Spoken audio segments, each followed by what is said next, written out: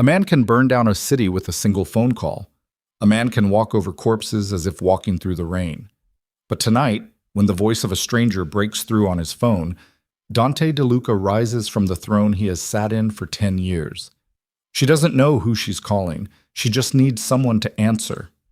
And that tiny moment of desperation changes everything. Please like, comment the name of the city you're watching so I know how far this story has come. And stay until the end, because this is just the beginning. The rain came in sideways that night, the kind that didn't just fall but attacked, driving needles of cold water against every surface it could find. Manhattan didn't care. Manhattan never cared. The city swallowed weather the same way it swallowed people, without ceremony, without apology, without ever slowing down. Celeste Vale was running barefoot. She'd lost her heels somewhere near the service entrance of Club Nero, one snapping clean off when she hit the wet pavement wrong. The other kicked free deliberately because 2 seconds of imbalance felt like a death sentence. The concrete tore at her feet.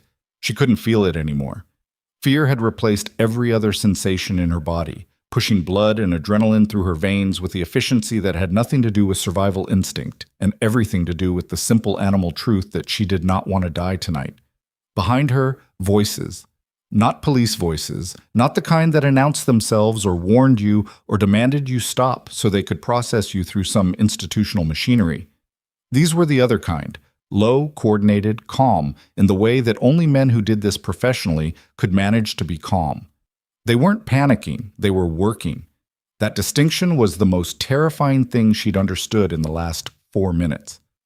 Celeste cut left into the alley that ran behind the club's loading dock, her shoulder scraping the brick wall hard enough to tear fabric, hard enough to skin her arm beneath it.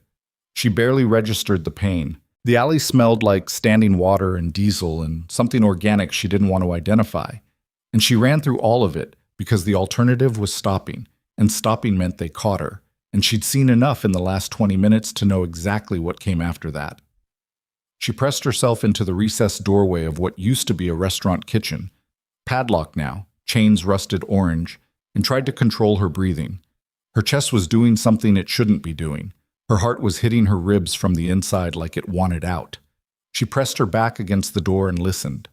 One set of footsteps, moving fast but not running. The difference was meaningful. Running meant uncertain, fast meant tracking. Celeste's left hand found her phone inside the soaked pocket of her dress. The screen cracked weeks ago, hairline fracture across the lower corner, and the battery warning had been blinking red for the past hour while she played the last set of the night at the Baby Grand in the club's second-floor lounge. Now the phone was at 11%, and the crack had somehow worsened and the screen cast pale blue light against her palm that felt, in this moment, like a flare she couldn't extinguish. She needed to call someone. She needed to call someone who could actually do something. The problem was that Celeste Vale's contact list was a document of her careful, deliberate smallness. She'd spent the last year making herself invisible. No social events, no deep friendships, no entanglements. She played piano 6 nights a week in a club she knew was dirty, took the cash, wired half of it to her sister's medical bills in Queens, and asked nothing and offered nothing, and kept her eyes pointed at the keys where they belonged, until tonight. She'd gone upstairs because the AC unit on the second floor had started making a sound like a dying engine, filling the lower lounge with warm recycled air. And one of the bartenders, Marco, heavy guy, always smelled like clove cigarettes, had told her there was a portable fan in the storage closet on the 4th floor. It was a small thing. It was a completely unremarkable errand. It was the kind of thing that happened to people 1,000 times in 1,000 nights and amounted to nothing. Except the storage closet door she'd pushed open wasn't a storage closet, and the men inside weren't storing anything. She'd seen the senator. She recognized him. Gregory Hale, 3 terms in office, his face on transit advertisements, his name attached to a children's literacy initiative she'd seen fundraising ads for on her phone 6 months ago. He was standing against a far wall with his jacket off and his sleeves rolled, and his expression was not the expression of a public servant. Beside him, 2 men she didn't recognize but whose posture announced everything about who they were and what they did. Between them on a folding table, a leather-bound ledger, thick as a Bible, open to a page crowded with columns of names and numbers. And on the floor, near the far wall, A man she didn't recognize lying very still in a position that bodies only achieved once they had finished with all their other positions. Celeste had stood in that doorway for perhaps 2 seconds. Then the senator looked up. She ran. Now she stood in a padlocked doorway in the rain with 11% battery and her feet bleeding and the careful small life she'd built dissolving around her like wet paper. She scrolled through her contacts with shaking hands and found nothing useful. Her mother was gone 3 years. Her sister was 22 and in a hospital bed and couldn't do anything. The few colleagues she had from before the debt, before the collapse of everything, had drifted into the category of people you occasionally saw updates from online, not people you called in emergencies. But at the very bottom of her contacts, saved under no name at all, just a string of digits she'd never deleted because deleting it had always felt like closing a door she wasn't ready to close. Her brother's voice surfaced in her memory like something rising from deep water. If you're ever in something you can't get out of, that number will reach someone who can. Marcus had told her that 2 years before he died. He'd been strange about it, too serious for a Sunday afternoon conversation, and she'd asked him what he meant, and he'd deflected the way he always deflected when things got too specific, and then he was gone, and she'd carried the number for 3 years without ever knowing what it actually connected to. She pressed dial. The footsteps in the alley were getting closer. The phone rang once. Then a voice answered that sounded like it had never in its life done anything as gentle as sleeping. Talk. One word. That was the entire greeting. Not hello, not who is this, not the standard social scaffolding that human beings erected around every interaction to signal safety and approachability. Just talk, delivered in a register so low it seemed to bypass her ears entirely and land somewhere behind her sternum. Celeste opened her mouth, and what came out wasn't language.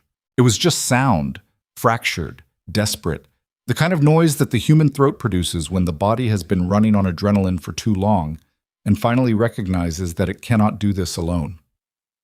They're going to kill me. Her voice broke on the last word. I saw. There was a senator, and a man was dead, and they saw me. And now there are men in the alley, and I don't know where to go. Silence on the other end. Not the silence of someone who hadn't heard. The silence of someone processing rapidly behind a very controlled exterior. Where are you? Not a question. A demand formatted as a question. Lower East Side, behind Club Nero on Delancey, there's an alley behind the loading dock.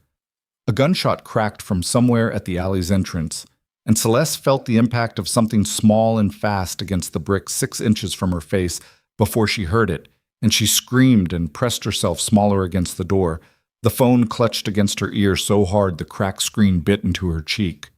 Stay on the line, the voice said. That was all. But something in the way he said it, the absence of panic, the absolute bedrock quality of those 4 words, reached through Celeste's terror and found something she could hold on to. She pressed her lips together. She breathed. She listened. She heard the man on the other end of the phone give 2 clipped instructions to someone else in the room with him. She couldn't make out the words.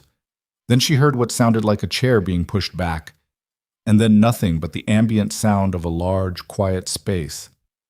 How many? He said. She swallowed. I heard at least 2 in the alley. I don't know how many in total. They came from inside the club? Yes. Romano's men. It's Nico Romano's club. The name tasted like metal in her mouth. Another silence, shorter this time. Don't move.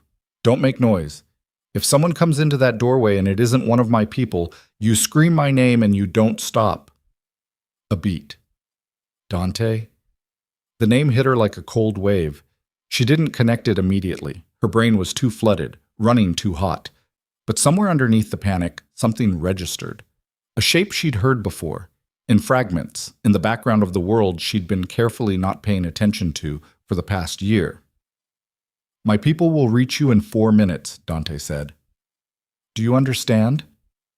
Yes. Say it back. Celeste swallowed hard. 4 minutes. I don't move. Good. Then the line went dead, and she was alone again with the rain and the dark, and the sound of footsteps that were now close enough that she could hear the individual splash of each step in the standing water, and Celeste Vale did the only thing she had left to do. She waited. The first 2 minutes were the worst. Her mind kept trying to give her things she didn't need. Images of the man on the floor of the fourth-floor room, the senator's expression when he looked up and found her in the doorway, the way Romano's head of security, a wide-shouldered man named Tech, whose real name she'd never learned, had come down the back stairs exactly 40 seconds after she'd run from the room with an expression that was entirely professional and entirely without mercy. She knew what that expression meant. She'd been working in Romano's orbit for a year. She knew the difference between the men who were furniture and the men who were tools, and Tech was a tool, and he'd looked at her like a problem to be resolved. The footsteps stopped just outside her doorway recess. Celeste stopped breathing. She heard the creak of leather, the small, wet sound of someone adjusting their grip on something, a voice, low. She went this direction, signals dead. Another voice, further away. Keep moving. The footsteps started again, moving past her, moving away. She let out a single breath so slowly it barely moved the air. Then, from the alley's far end, 3 rapid gunshots, then 2 more. Then shouting that cut off abruptly in a way that Celeste had only heard once before in her life. A sound that she recognized now as the sound of a person reaching the end of their ability to make sound. Then silence. Then footsteps. Moving toward her. Measured. A flashlight beam swung through the rain and found her face. Celeste recoiled against the door, one arm coming up involuntarily. Celeste Vale. Not a question. She lowered her arm slowly. The man holding the flashlight was approximately 6'3", wearing a black wool coat that the rain had soaked through entirely, and his expression was the expression of someone who had just performed a task and was now moving on to the next one. His face was angular, dark-eyed, somewhere in his late 30s, and whatever you wanted to call what lived in his expression, it was not anything as simple as kindness. But he'd come. You came, she heard herself say. The words came out small and bewildered, as if her brain hadn't fully committed to the possibility that calling that number would result in anything at all. Dante DeLuca looked at her for a moment. Then his gaze dropped briefly to her arms, to the bruising already forming at her wrist where someone had grabbed her in the stairwell, to the blood on her feet, to the torn fabric at her shoulder. Something moved behind his eyes, quick and dark and tightly controlled, like a door opening an inch before someone pushed it shut again. Can you walk? He said. Yes. He didn't offer his hand. He turned and began moving back toward the alley's far end, and Celeste followed because the alternative was standing alone in a padlocked doorway in the rain with bodies somewhere behind her, and the choice between those two things wasn't actually a choice at all. They passed 2 men on the ground. Celeste kept her eyes forward. Dante's SUV was idling at the alley's street entrance. Matte black, engine running, a man behind the wheel who didn't turn around. Another man she didn't recognize held the rear door open. Dante put his hand on the door frame and stood aside, and Celeste got in, and then he was beside her and the door closed, and the city closed around them as they pulled into traffic like nothing had happened, like this was any other Friday night in Manhattan. For a long moment, neither of them spoke. Then Dante's phone rang. He answered it immediately. Talk. A pause. Where? Another pause. And this time the silence was different. Not processing, but something that had temperature to it, something that ran cold. How long ago? He hung up. Celeste looked at his profile. What happened? Dante stared ahead at the rain-blurred city. My people pulled the camera feed from the 4th floor. You're right about what you saw. The man on the floor was a federal auditor named Reeves, who'd been building a case against Romano's network for 2 years. A muscle worked in his jaw. They're going to find out what number you called. Celeste felt the cold settle deeper. What does that mean? It means this gets significantly more complicated very quickly. She looked at her hands in her lap. Her left wrist had started to ache now that the adrenaline was thinning, a deep, bone-seated ache from where the hand had grabbed her in the stairwell. I didn't know it was your number. I didn't know who. I know. My brother gave it to me. I don't know how he had it. Dante glanced at her for the first time since they'd gotten in the car. The look lasted only a second, but it was thorough. What was your brother's name? Marcus Vale. He died 3 years ago. She paused. Car accident. Or that's what the report said. Something shifted in Dante's expression that she couldn't parse. He looked back at the road ahead. You said Romano's Club. You've been working there. Piano, 6 nights a week. I know what it is. I know what Romano is. She said it without apology because she was past the place where apology was useful. I needed the money. My sister has a spinal condition that requires... She stopped herself. He didn't need the full arc. I kept my head down. Until tonight. Until tonight. Dante said nothing for a long moment. Outside, Manhattan continued to exist in its enormous, indifferent way. Lights bleeding into wet asphalt. Sirens moving somewhere in the middle distance.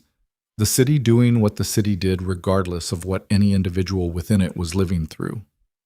Then he said, I'm going to take you somewhere safe. In the morning, we'll talk about what comes next. What comes next, Celeste repeated. You witnessed a murder connected to a federal case Romano is trying to bury. You called a number that connects you to me. Romano is going to put those two things together before sunrise. He said it with the clinical flatness of someone delivering a weather report. Your life as you've been living it ends tonight. Celeste stared at him. She expected to feel something larger, panic, grief, fury at the unfairness of it. Instead, what she felt was a strange, exhausted clarity, like a fever breaking. The carefully constructed smallness she'd maintained for a year, the deliberate invisibility, the careful keeping of the head down. All of it felt in this moment like a structure built on sand that a single wave had simply erased. Okay, she said quietly. Dante looked at her again. That's all you've got? Okay? I'm tired, she said, and my feet are bleeding. And I think if I start feeling everything I need to feel about this, I'll stop being functional. So I'm choosing to do that later. He held her gaze for a beat longer than she expected. Then he turned back to the window. Smart, he said. And something in the word's delivery suggested he hadn't expected it. The penthouse occupied the entire top floor of a building that Celeste couldn't identify. She'd lost track of their direction somewhere around the third turn. Deliberately, she suspected, though she couldn't be certain whether the route was designed to disorient her or simply to avoid predictable paths. The elevator required a scan of Dante's hand and a code she watched him enter from habit and immediately forgot. The doors opened directly into a space that occupied a category entirely beyond anything the word penthouse usually implied. It didn't look lived in the way that wealth typically looked lived in. There were no status objects arranged for the benefit of visitors, no art positioned for its effect, no furniture so expensive it became the room's primary personality. What there was instead was a controlled functionality, every element positioned for utility, for sightlines, for exits. The windows were floor to ceiling, and the views of the city below them were extraordinary, but she suspected that was incidental. This was a place where a man who could not afford to be surprised had arranged his environment accordingly. A woman named Ava, compact, dark-haired, moving with the brisk efficiency of someone who'd been awake for longer than was reasonable, met them at the elevator with a first aid kit and a change of clothes that seemed, incongruously, to include one of Dante's sweaters.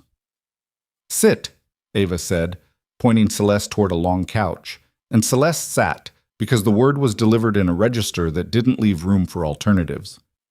Dante disappeared somewhere deeper in the apartment. Celeste could hear his voice, low and continuous, moving between rooms. She couldn't make out words. She didn't try.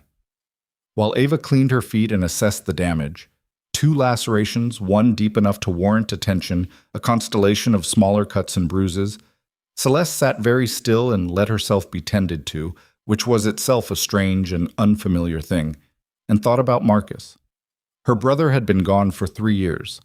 The accident report had said black ice, late at night, a stretch of highway in New Jersey that curved badly at exactly the wrong moment. She'd accepted it because the alternative was not accepting it, and she couldn't afford, in the immediate aftermath, to pursue what not accepting it actually meant. But Marcus had given her that number. and Marcus had been careful about it in a way that had nothing to do with brotherly anxiety. He had known something. She had not asked clearly enough, and then she had lost the opportunity to ask at all.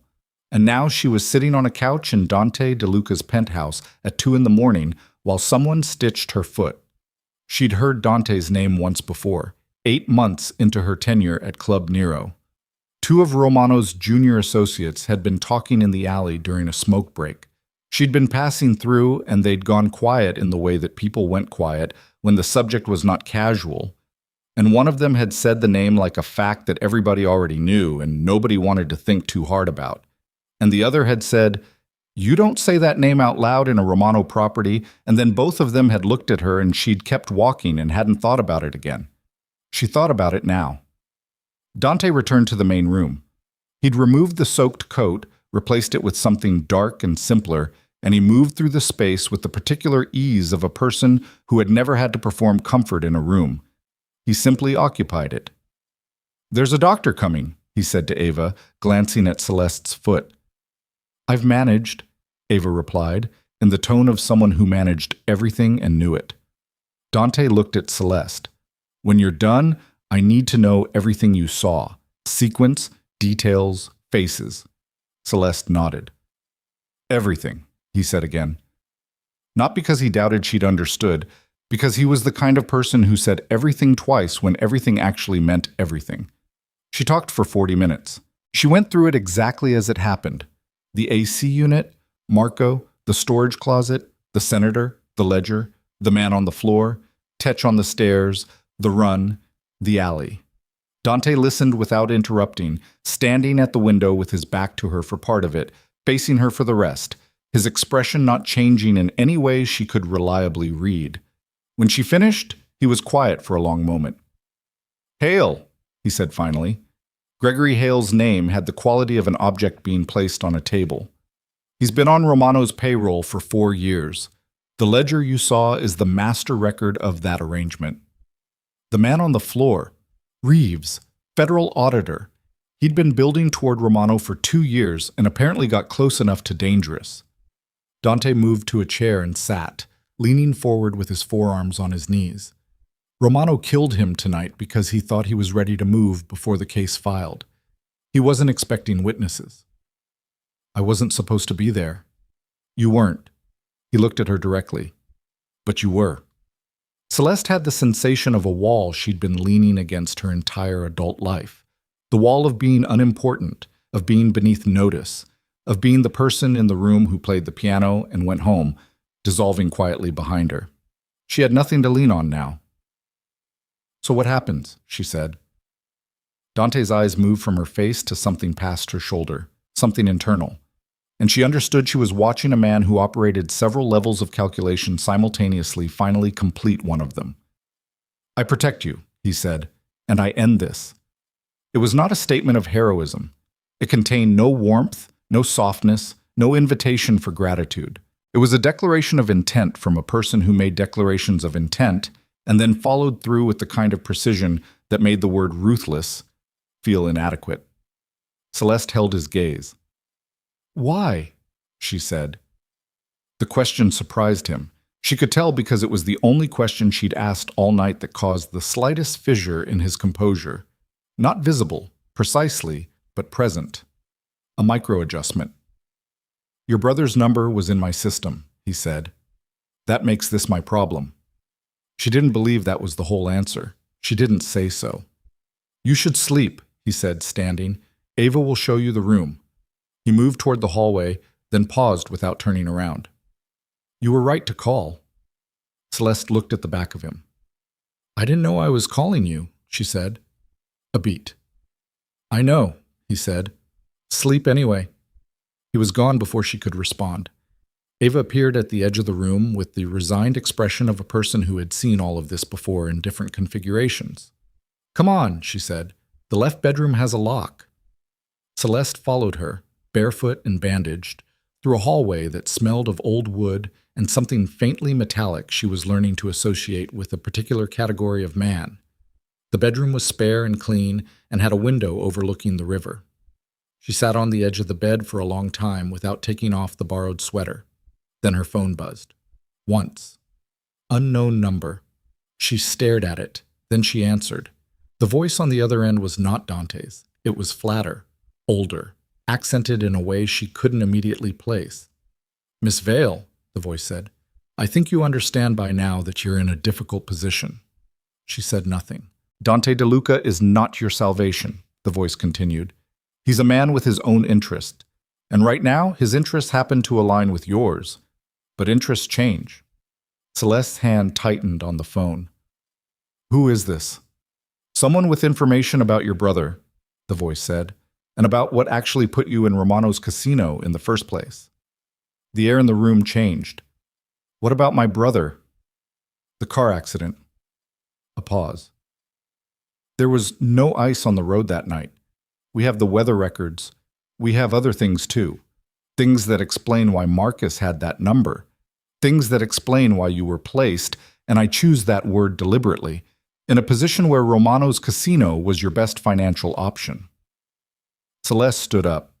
She didn't realize she'd done it until the floor was under her feet. You're saying someone, I'm saying, the voice said carefully, that the night that changed your life was not an accident, and the man in whose apartment you're currently standing has information that would confirm that. The phone felt like it weighed 10 pounds. Why are you telling me this? Because, the voice said, before you put your trust entirely in Dante DeLuca, you deserve to know what he already knows. Then the line went dead, and Celeste Vale stood in a borrowed sweater in a fortified penthouse above the Hudson River, with her brother's ghost suddenly very loud in the room, and the question she'd been not asking for 3 years cracking open in her chest, like something that had been trying to get out for a very long time. She didn't sleep. She sat on the edge of the bed for a long time with the dead phone in her hand, and her brother's name running through her head like water through a crack, finding every weak point, widening every fissure. Marcus. 3 years gone. Weather records. Placed. That word, placed, had the weight of a stone dropped into still water, and the ripples were still moving outward through her chest in slow, nauseating waves. She thought about the year leading up to the accident, the medical bill that arrived 3 weeks before Marcus died, the first catastrophic one, the one that reframed everything, that turned her sister's diagnosis from a manageable difficulty into a financial emergency that restructured every decision Celeste made for the next 24 months. She'd assumed the timing was what it was. Life didn't arrange itself considerately. Disaster arrived when it arrived. But what if the timing wasn't incidental? What if someone had been watching, calculating, waiting for exactly the right moment to remove one support and introduce another? What if Romano's casino hadn't been an opportunity she'd stumbled into, but a door that someone had built and then left open specifically for her? She pressed the heels of her hands against her eyes until the pressure created patterns in the dark. Then she stood up, unlocked the bedroom door, and walked back out into the hallway. The penthouse was quieter now, but not empty. She could feel the presence of people positioned in places she couldn't see, the low-frequency awareness of a space that was being maintained rather than simply occupied. 2 men she didn't recognize sat at a table near the kitchen with laptops and equipment she couldn't name. Neither of them looked up when she passed. She found Dante in the room at the end of the hallway. The door was partially open. She pushed it the rest of the way without knocking because she was past the point where social scaffolding felt relevant. It was an office. One wall was entirely glass, the city spread below it in its 3 a.m. configuration. Quieter, raw, the surface layer stripped away to reveal what Manhattan actually was when it stopped performing.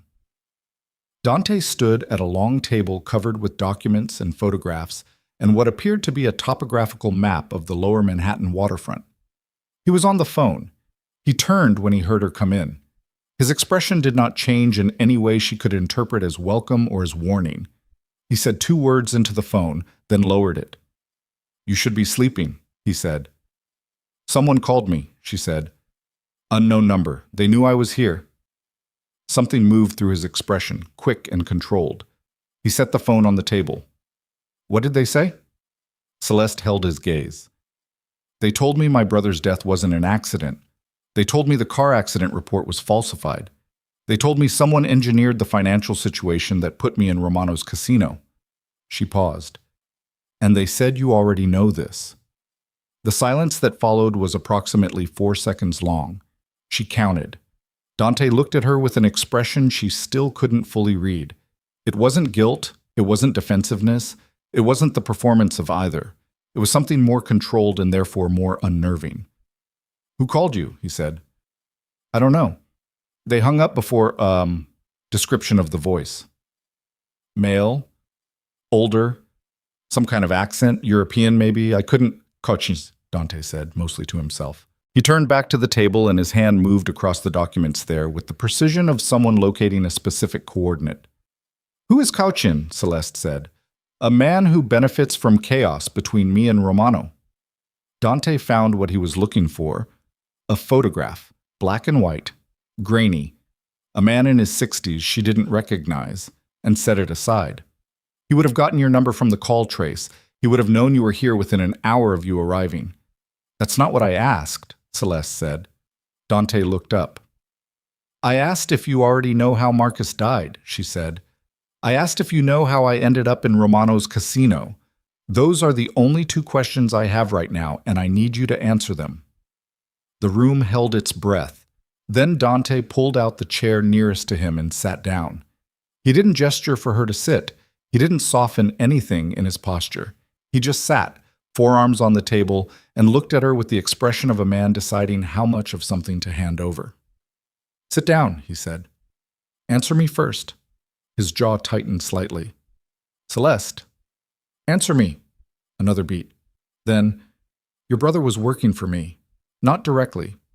He was 2 layers removed, a channel for financial information moving out of Romano's operation. He'd been doing it for 8 months when Romano's people identified him." Dante's voice was flat and steady and contained nothing performative. "The accident was Romano. My people didn't get there in time."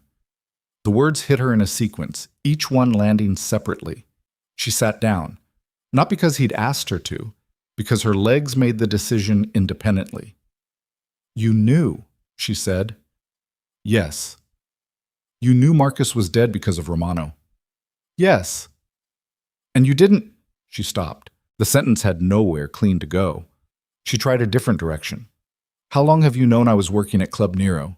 Dante held her gaze. "Since your 3rd week there." The room seemed to tilt slightly. 3 years?" she said. "You've known who I am for 3 years." "Marcus gave me your name before he died. He wanted—" Dante paused, and the pause was so uncharacteristic, such a notable interruption in his rhythm, that it registered more than anything he'd said.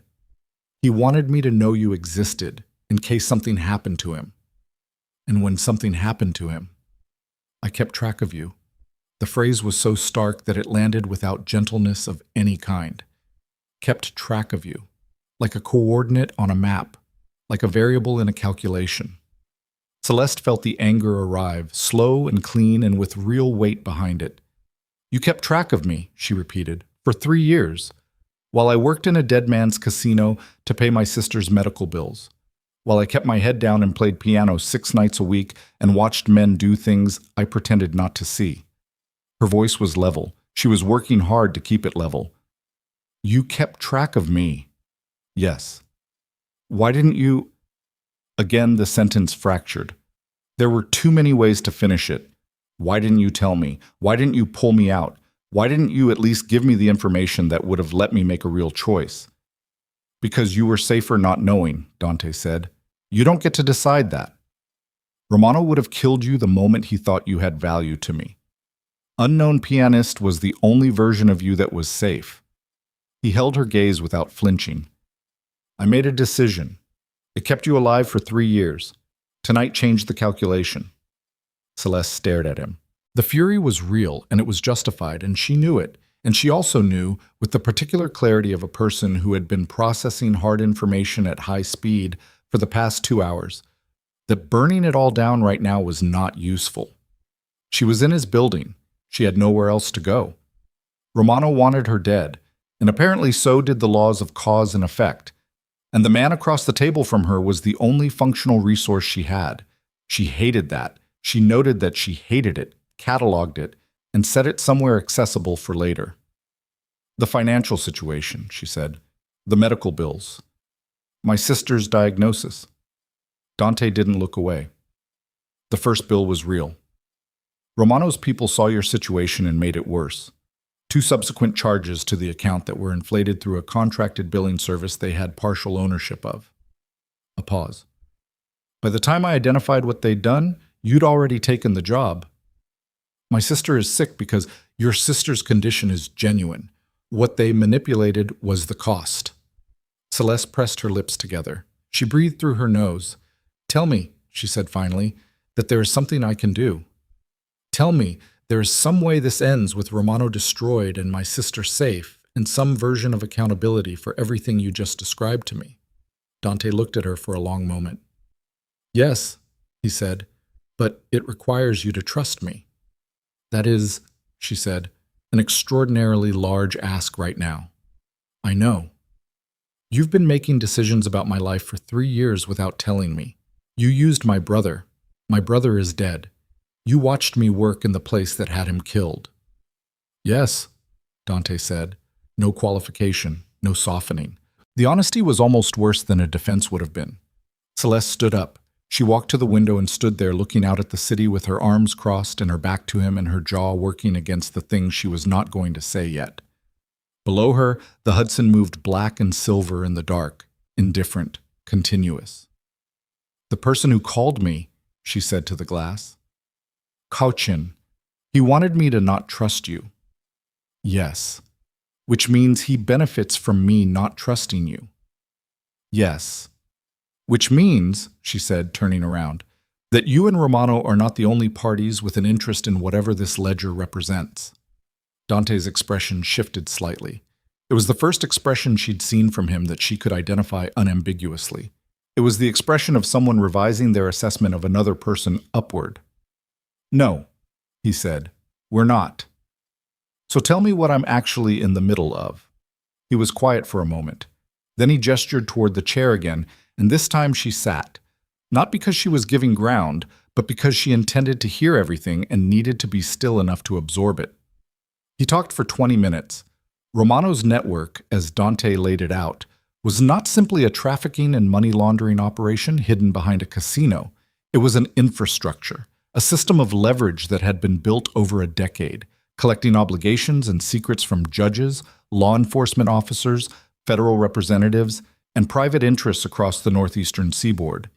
The ledger Celeste had seen in the 4th-floor room was the master document of that infrastructure. It didn't just record transactions. It recorded what each person in Romano's network had done, in specific detail, in exchange for what they'd received. It was simultaneously an accounting document and a loaded weapon. 3 parties wanted it. Romano wanted it back and the witness erased. The federal case building around Romano wanted it as evidence. And a third party, European, old money, the name Cauchin, connected to a family of financial intermediaries who had been profiting from Romano's infrastructure without direct exposure, wanted it destroyed so that certain names in that ledger's columns remained invisible. And you, Celeste said, what do you want with it? Romano has been operating in territory he agreed, formally, was not his, Dante said. The ports, the financial channels. 3 specific arrangements that my operation built over 15 years that he began moving into without my knowledge 4 years ago.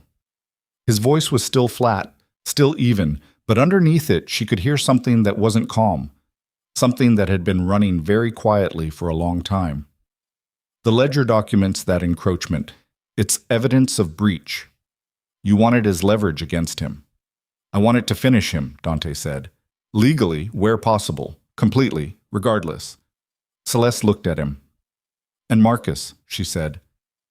Where does my brother fit into what you want? The question sat in the room. Dante looked at the table for a moment, the first time his eyes had left her face in the conversation. Marcus came to me, he said finally. I didn't recruit him. He found out what Romano did to his family's finances, and he wanted to do something about it. I gave him away. What happened to him is something I carry. He said the last sentence with a precision that suggested it was not a practiced thing to say, but a true one. I should have pulled him out sooner. I didn't. That's mine. Celeste's throat tightened. She looked at her hands. Marcus had always been like that, always finding the thing that needed doing and moving toward it without announcement, without drama, without the kind of performance that would have made it easier to understand. She had loved him and been frustrated by him, and now he'd been dead for 3 years, and she was only now learning what he'd spent the last 8 months of his life doing. And the grief and the fury and the complicated pride were all present simultaneously, and she didn't have the architecture to sort them cleanly. She breathed. "Okay," she said. Dante looked at her. "Okay. We figure out how to get the ledger. We figure out how to end Romano. And we figure out how to do it before whoever else wants a piece of this gets organized enough to complicate things further." "Yes." "And then," she said, "we're going to have a very different conversation about the last 3 years." Dante held her gaze. "Yes," he said. And something in the way he said it suggested he wasn't dreading that conversation as much as he should have been. The next 12 hours moved in compressed, relentless increments. Dawn broke gray over the city, and Celeste slept for 4 hours despite her intention not to, and woke to find the penthouse in a different configuration. More people, more noise, a tension that had changed frequency from the careful quiet of the night before to something more operational, more forward-leaning. She showered, changed into clothes Ava had sourced from somewhere, ate something she couldn't afterward identify, and by 9 in the morning was sitting at the long table in Dante's office listening to a man named Luca Serrano explain the current tactical situation. Luca was Dante's right hand in the way that certain people became right hands, not through appointment, but through an accumulated history of proving to be the last person standing in difficult situations. He was mid-40s, lean, with the face of someone who had learned early that expressions were information and had largely stopped providing them. He looked at Celeste with the particular quality of attention that people gave to new variables they hadn't finished calculating. "Romano put out a full sweep at 6 this morning," Luca said, not to Celeste but to the room, which included her by proximity. "Every contact he has in NYPD is activated. He's also moved his operation for the ledger. It was in the 4th floor room until about 2 hours ago, and now our people can't locate it." "He moved it when he found out she called me," Dante said. "He moved it when he found out she was still alive," Luca corrected. "He assumed the problem was handled by 1 in the morning. When it wasn't, he let the implication finish itself." "Where are his people looking?" Dante asked. "Everywhere we'd expect. He's also put significant resources toward her sister." Celeste went very still. Luca's eyes moved to her briefly, not unkindly, just assessing. "He doesn't know where she is yet," Luca continued. "The hospital has her under a different name administratively. Billing issue from 2 years ago that was never corrected, which is either luck or someone's prior work." He glanced at Dante with the glance of someone who knew the answer to that. "How long does that hold?" Celeste said. 24 hours. Maybe less. Romano's people are not incompetent." She looked at Dante. "We need to move her." "We're working on it," Dante said. "She's post-surgery. She can't just be—" "We're working on it," he said again, with a finality that was not dismissal but was also not an invitation to continue pressing. "She'll be moved safely. That's already in motion." Celeste held his gaze for a moment, reading him, looking for the place where the promise was hollow. She didn't find it. She nodded. "The ledger," she said, turning back to Luca. "If Romano moved it, where does it go? Where does a man like Romano put something that important?" Luca and Dante exchanged the briefest look. "He has a facility at the harbor," Luca said. "Commercial shipping front. Our people have been watching it for years without ever finding a way into its secure level." He paused. "The ledger is likely there, along with 20 of his best people and enough structural defenses that a direct approach is what he wants you to attempt," Celeste said. Both men looked at her. "It's a trap," she said. "Move the ledger to the most fortified place you have, wait for the person you know is going to come for it, and handle 2 problems at once." She looked at Dante. "He wants you to come." "I know," Dante said, "and you're going anyway. When the time is right." "When the time is right," Luca repeated, and his tone had an edge in it. Thin, careful, the edge of a man who had been navigating a tension for some time. "Which brings us to the disagreement we were having before our guest joined us." Celeste looked between them. The temperature in the room changed by several degrees. "Luca," Dante said. The word was a warning wrapped in a name. She's here, Luca said. She's already in it. She deserves to know what the actual disagreement is. The actual disagreement, Dante said, is internal. The actual disagreement, Luca said, looking at Celeste now rather than Dante, is about what happens to her once this is done. There are people, not Romano, other people further up the structure, who know she exists now, who know what she saw, who know she's here. He paused. And there are options on the table for how to handle that which I think are being unduly influenced by factors that have nothing to do with operational calculus. Celeste looked at Dante. Dante was looking at Luca with an expression that was doing a great deal of work to remain neutral. What options? She said.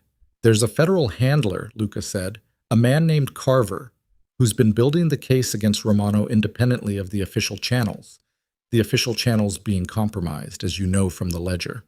Carver has been trying to get a clean witness for 2 years. You walk in his door, you give him what you saw, you go into protective custody, and the case moves forward without you being in the middle of a war between 3 criminal organizations and a European intermediary. He said it steadily, without drama, laying it out like a blueprint. That's the clean option. That's what I'm recommending. Celeste looked at Dante. And you're not, she said. Dante didn't look at Luca, he looked at her.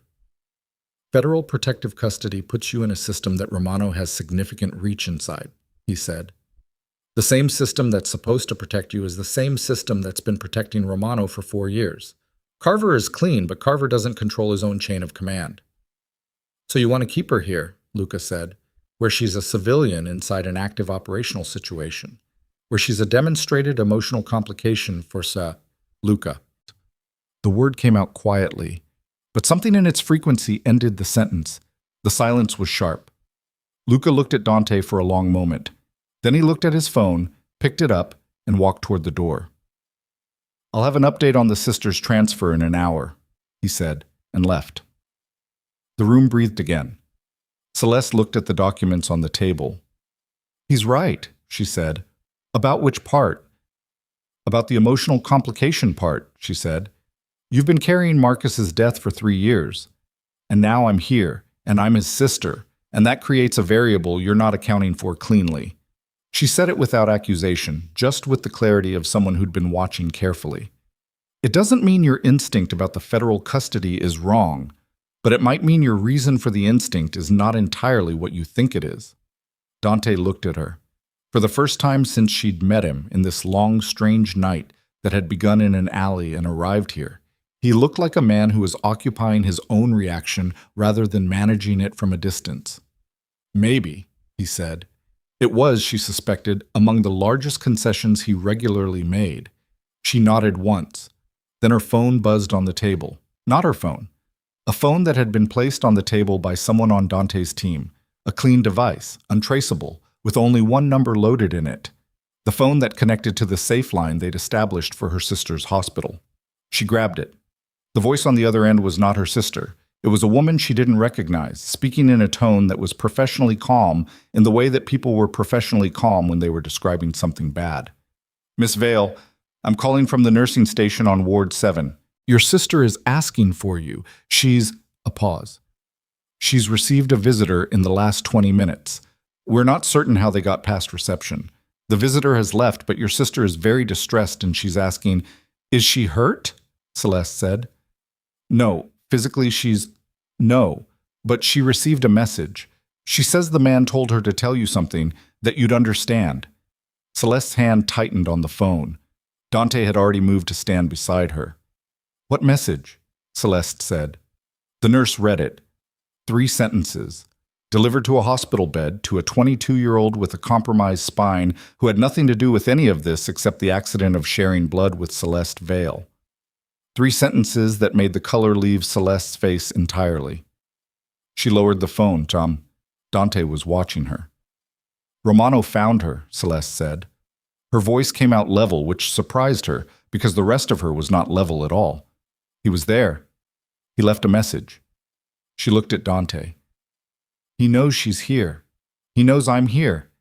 And he says... She stopped. What did he say? He says the ledger comes to him, or my sister doesn't make it to morning. The room went very quiet. Dante's expression did something she hadn't seen it do before. Not anger, Betty. Anger was too simple for it. It was the expression of a man in whom several systems had simultaneously reached the same conclusion, and that conclusion had no mercy in it at all. He turned to the door. "Get Luca," he said to the room. "Get Shrain. Get everyone." Celeste stood at the table with the phone in her hand and her sister's terrified voice somewhere behind the nurse's clinical recounting and the full weight of everything. Marcus, the casino, the ledger, 3 years of carefully maintained smallness that had somehow led here, pressing down on her from everything moved at once. Dante was through the office door before Celeste had finished the last word of Romano's message, his voice already cutting down the hallway in short, hard bursts that produced immediate motion from everyone within range. Celeste heard doors opening, heard the specific quality of footsteps that meant men moving with purpose rather than urgency. Urgency was for people who hadn't done this before. Purpose was for people who had done it many times and knew that speed without direction was just noise. She stood at the table for exactly 3 seconds. Then she followed. The main room had transformed. 4 men she hadn't seen before were positioned at the technology station along the north wall, their screens populated with feeds and maps and data she couldn't parse from distance. Luca was already there, jacket on, phone pressed to his ear, his eyes moving across the screens with the systematic efficiency of someone running parallel calculations and discarding the ones that didn't close. Dante was at the center of all of it, and the center was not a warm place. "Ward 7 is already blown," he said to Luca, not waiting for Luca to finish his call. Romano's man was a probe. He goes in, delivers the message, comes out clean, and now we know they have eyes on the exits. If we move her through the front, they take her in transit, Luca said, lowering his phone. "I know." He looked at one of the men at the screens. "Kepler, service tunnels under the medical complex on 34th. What's the access situation?" The man named Kepler typed without looking up. 2 entry points. One is a utility access that requires credentials we can fabricate in about 40 minutes. The other is a maintenance corridor connected to a parking structure 3 blocks east that runs cold. No cameras, no active security, city infrastructure, last inspected 14 months ago. "That's our route," Luca said. Dante nodded once. Then he turned and looked at Celeste standing in the doorway. "You're not coming," he said. Celeste looked back at him. "She's my sister," she said, "which is exactly why Romano will be watching for you." Dante held her gaze with the particular quality of a man who was not making a request. "If you walk into that hospital, or anywhere near it, you become the mechanism by which they take her. You understand that." She understood it. She hated understanding it, with the specific fury of a person who could see the logic clearly and found the logic intolerable. "Then where do I go?" she said. "Here, with 2 of my people. You don't move, you don't contact anyone, you wait." He paused. "I'll bring her back." 3 words with nothing decorative around them. She believed him. She didn't know yet whether that said something about him or something concerning about her own judgment, and she filed that question alongside the others in the growing archive of things she was processing later. "Go," she said. Dante held her gaze for 1 more second. Then he turned, and the room reorganized itself around his movement, personnel slotting into their roles with the practiced fluency of an operation that had been rehearsed not once but many times in many configurations. Within 4 minutes, the penthouse was significantly quieter. Celeste sat down at the long table in the main room and looked at the 2 men who'd been left with her. One she recognized as having been in the car last night, mid-30s, dark complexion, a scar running below his left ear that had healed clean enough to suggest professional care. The other was younger, quieter, positioned near the elevator with the specific stillness of someone trained to be a last line rather than a first response. "I need coffee," she said. The older one, she'd heard someone call him Reyes, moved toward the kitchen without comment. Celeste pulled a laptop toward her that had been left open on the table, and the younger man by the elevator said, "Ma'am," in a tone that meant don't, and she pushed it back. She sat with her hands flat on the table and her thoughts moving in a pattern that was not quite productive and not quite circular but somewhere between, the way thoughts moved when the situation had outrun the capacity of any individual to fully encompass it. Marcus had been working intelligence out of Romano's operation for 8 months before he died, which meant he'd been doing it for 4 months before the first catastrophic medical bill arrived, the bill that had supposedly driven Celeste to look for better-paying work, which meant one of two things. Either Marcus had gotten involved specifically because he'd already seen what Romano was doing to their family's finances, or the sequence was inverted and the financial pressure had been applied after Marcus was already identified as a threat, as a method of creating additional leverage. She needed to know which. She needed to know because the answer changed everything about what Romano knew, what he'd been planning, and how long he'd been planning it. Reyes set coffee on the table in front of her. Black, no indication he'd considered any alternative. She wrapped her hands around it. Her phone, the clean device, buzzed again. She picked it up. Unknown number, different number than Caution's call. She stared at it for 2 rings, then answered. "Miss Vale." A woman's voice. Controlled, precise, with the clipped quality of someone who had learned English as a 3rd or 4th language and achieved fluency through discipline rather than immersion. "My name is not important. What I'm going to tell you is." Celeste looked at Reyes. He was already moving toward her, hand out. She turned slightly away from him. "I'm listening." Dante DeLuca left his building 3 minutes ago. He took 8 men and 2 vehicles toward the medical complex. This information was received by Romano's harbor operation 40 seconds after he left. A pause. "He has a leak." The coffee cup was very warm in Celeste's hands. "How do you know this?" she said.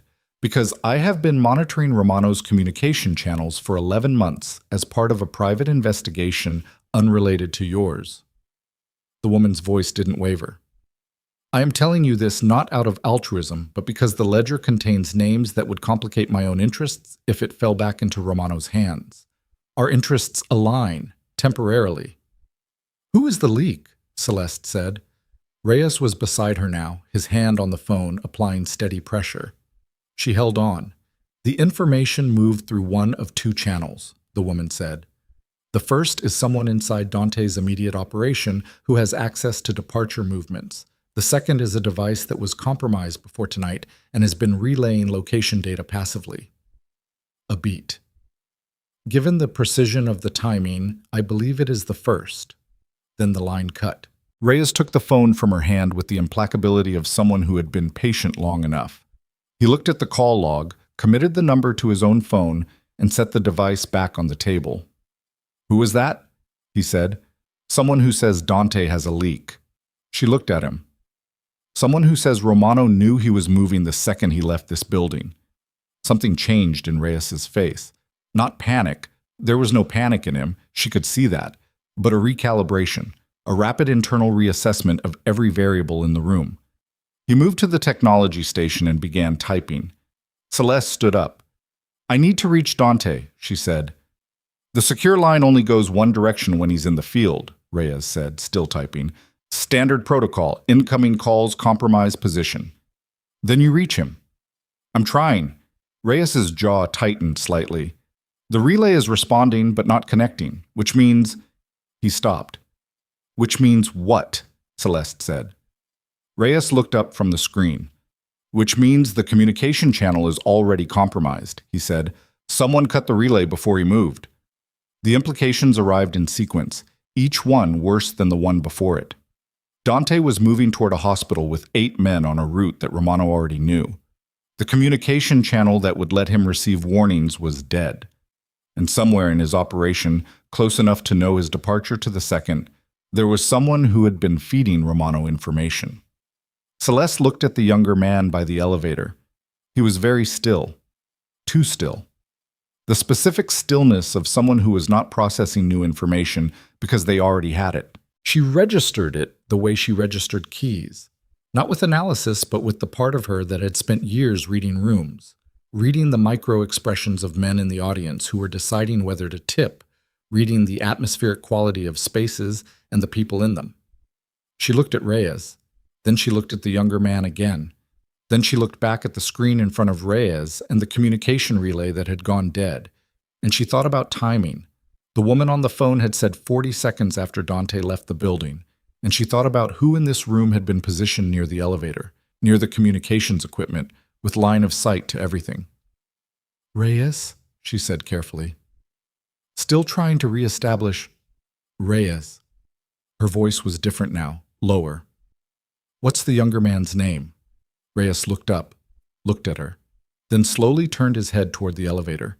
The younger man's hand was already moving. What happened next was very fast and very loud, and contained a sequence of events that Celeste's brain processed only in fragmented detail. Reyes moving sideways and low with a speed that his build didn't suggest, the younger man's arm coming up, the sound of something that was not a gunshot but close enough to adjacent that her body responded the same way. And then Reyes connecting hard with the younger man against the elevator doors, and the brief, brutal efficiency of two trained people occupying the same small space with incompatible intentions. It lasted 11 seconds. Then the younger man was on the floor and Reyes was breathing hard and bleeding from a cut along his forearm that he looked at with the mild irritation of someone assessing an inconvenience. Celeste was standing against the far wall with the coffee cup still in her hand. She set it down. "He was the relay," she said. "Apparently," Reyes said, pressing his forearm against his jacket. "Which means Romano has known Dante's movements since before tonight, probably." Reyes looked at the man on the floor with an expression that held no particular emotion. "Get away from the window." She moved.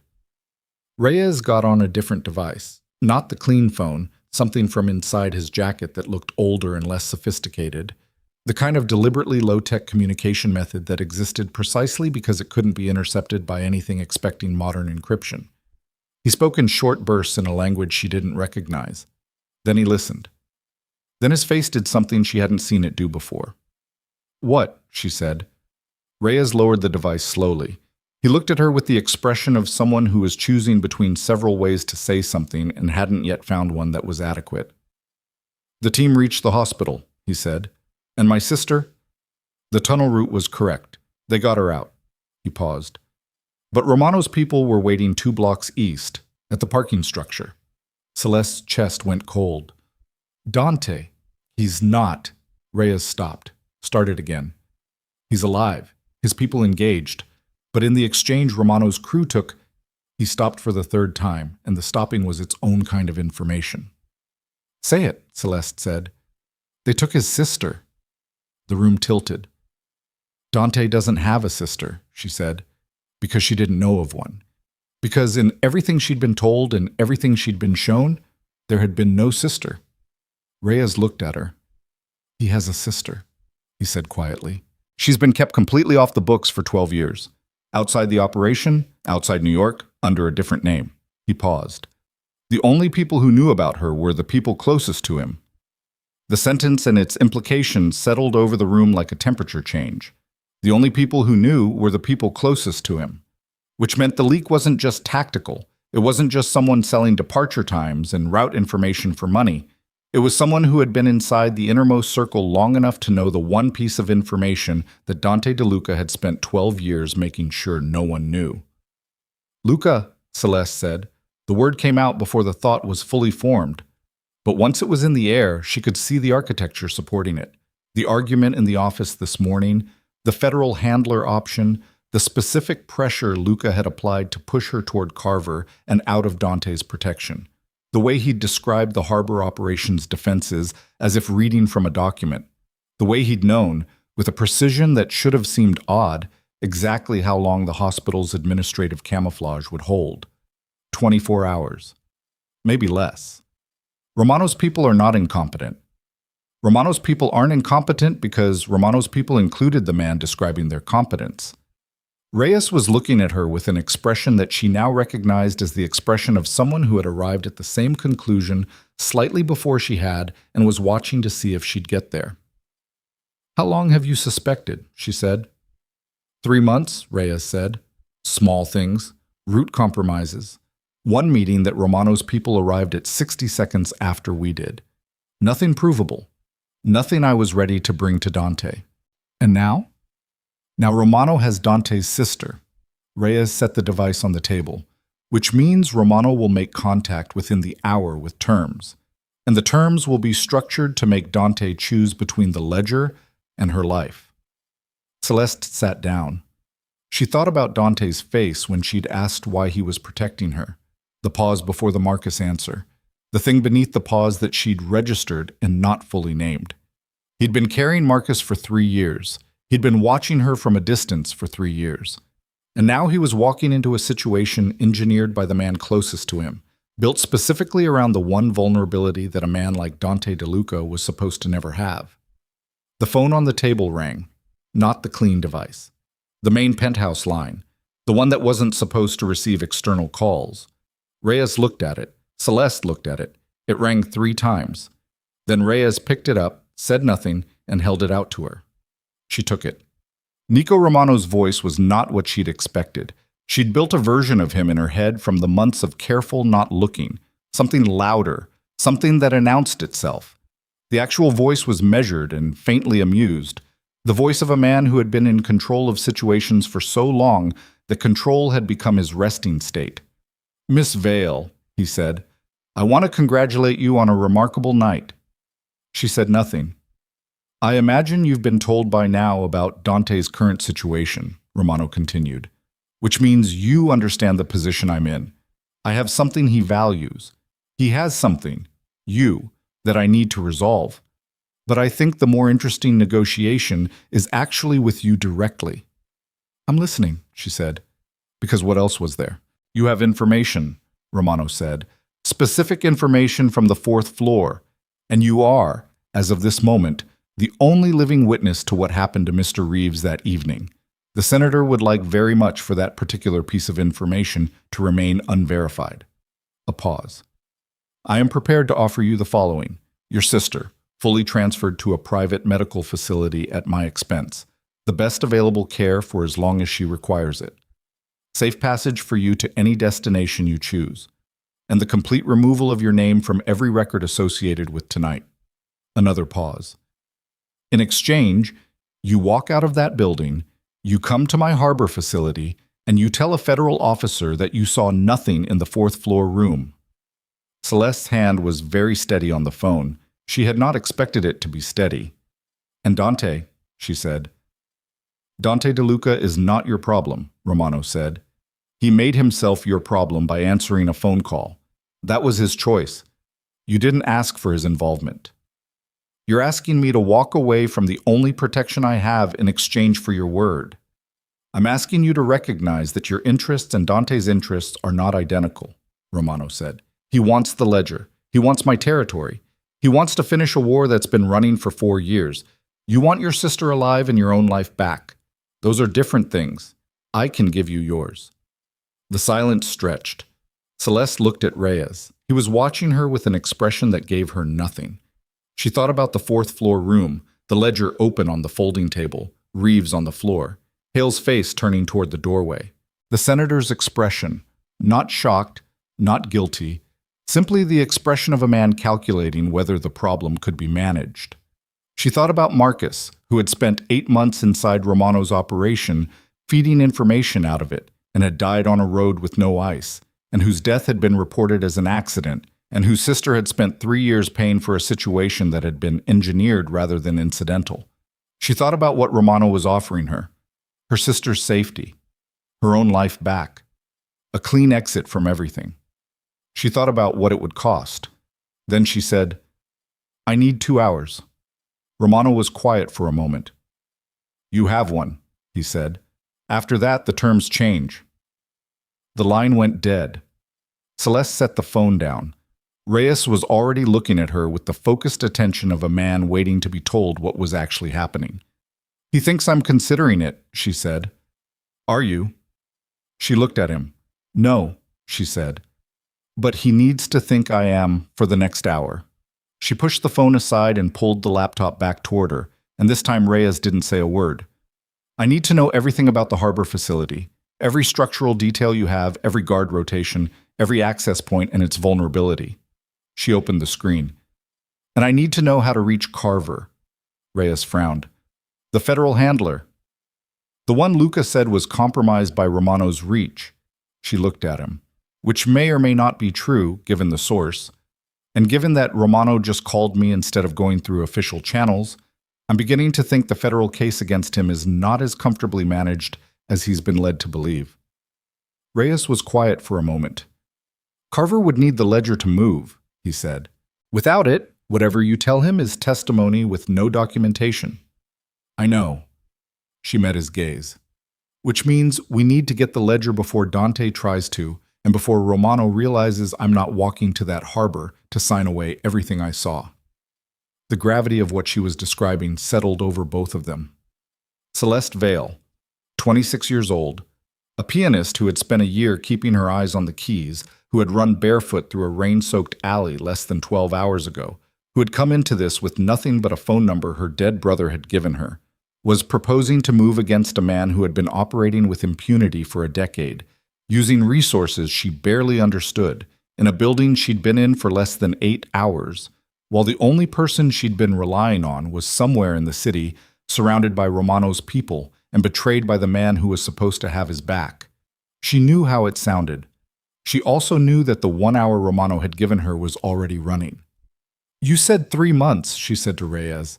3 months of small things pointing toward Luca. Yes.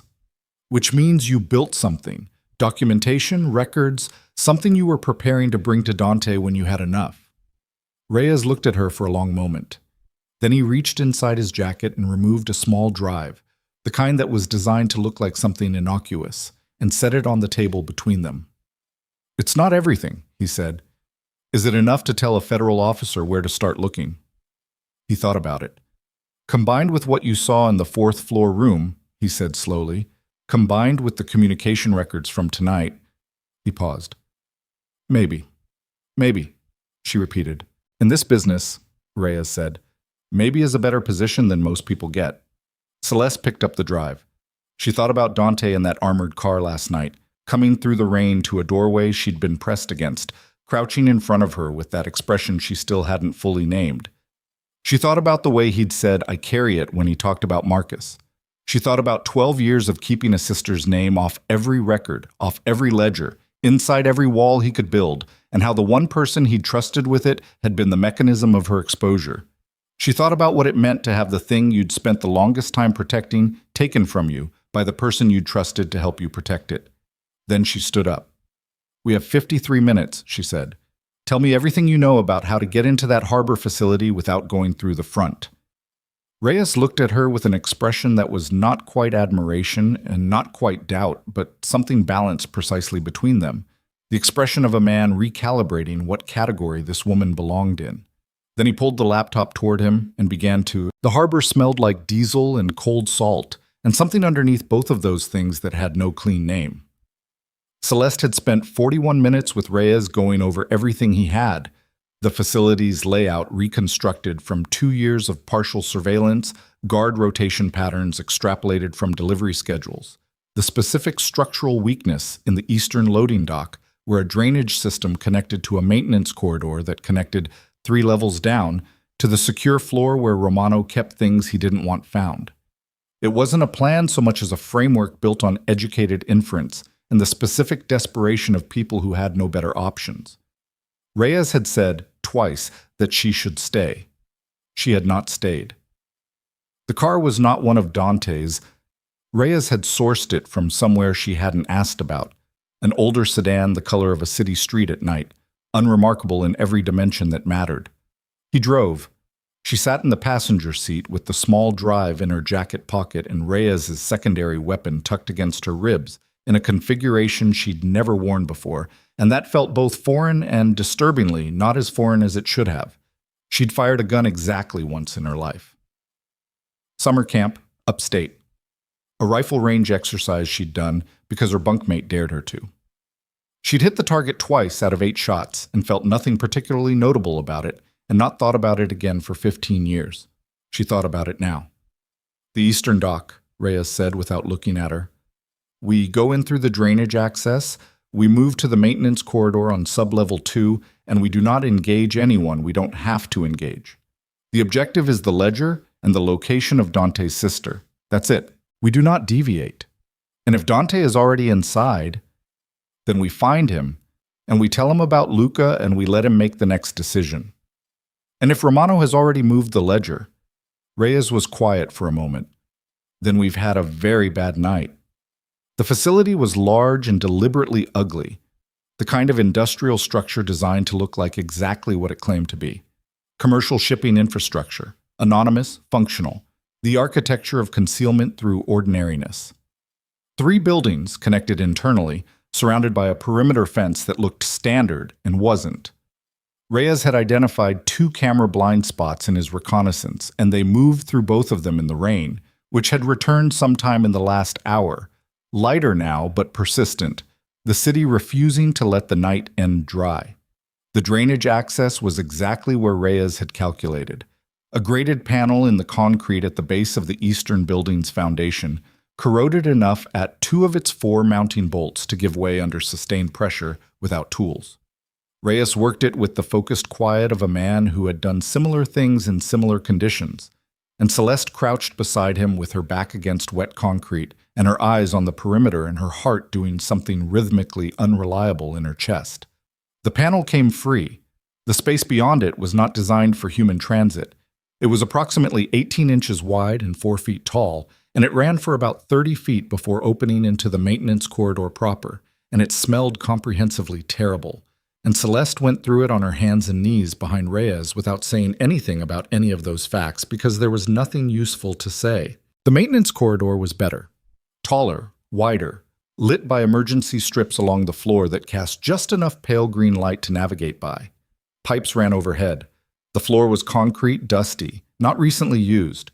Reyes moved along the left wall with the deliberate placement of someone conscious of sound traveling through infrastructure, and Celeste matched his pace and his footfall pattern as closely as she could manage. Sublevel 2 was reached through a utility stairwell that descended from the corridor's far end. Reyes stopped at the stairwell door and listened for 15 seconds before opening it. She counted the seconds with him, which was the only way she could control the breathing that wanted to become louder than was safe. They went down.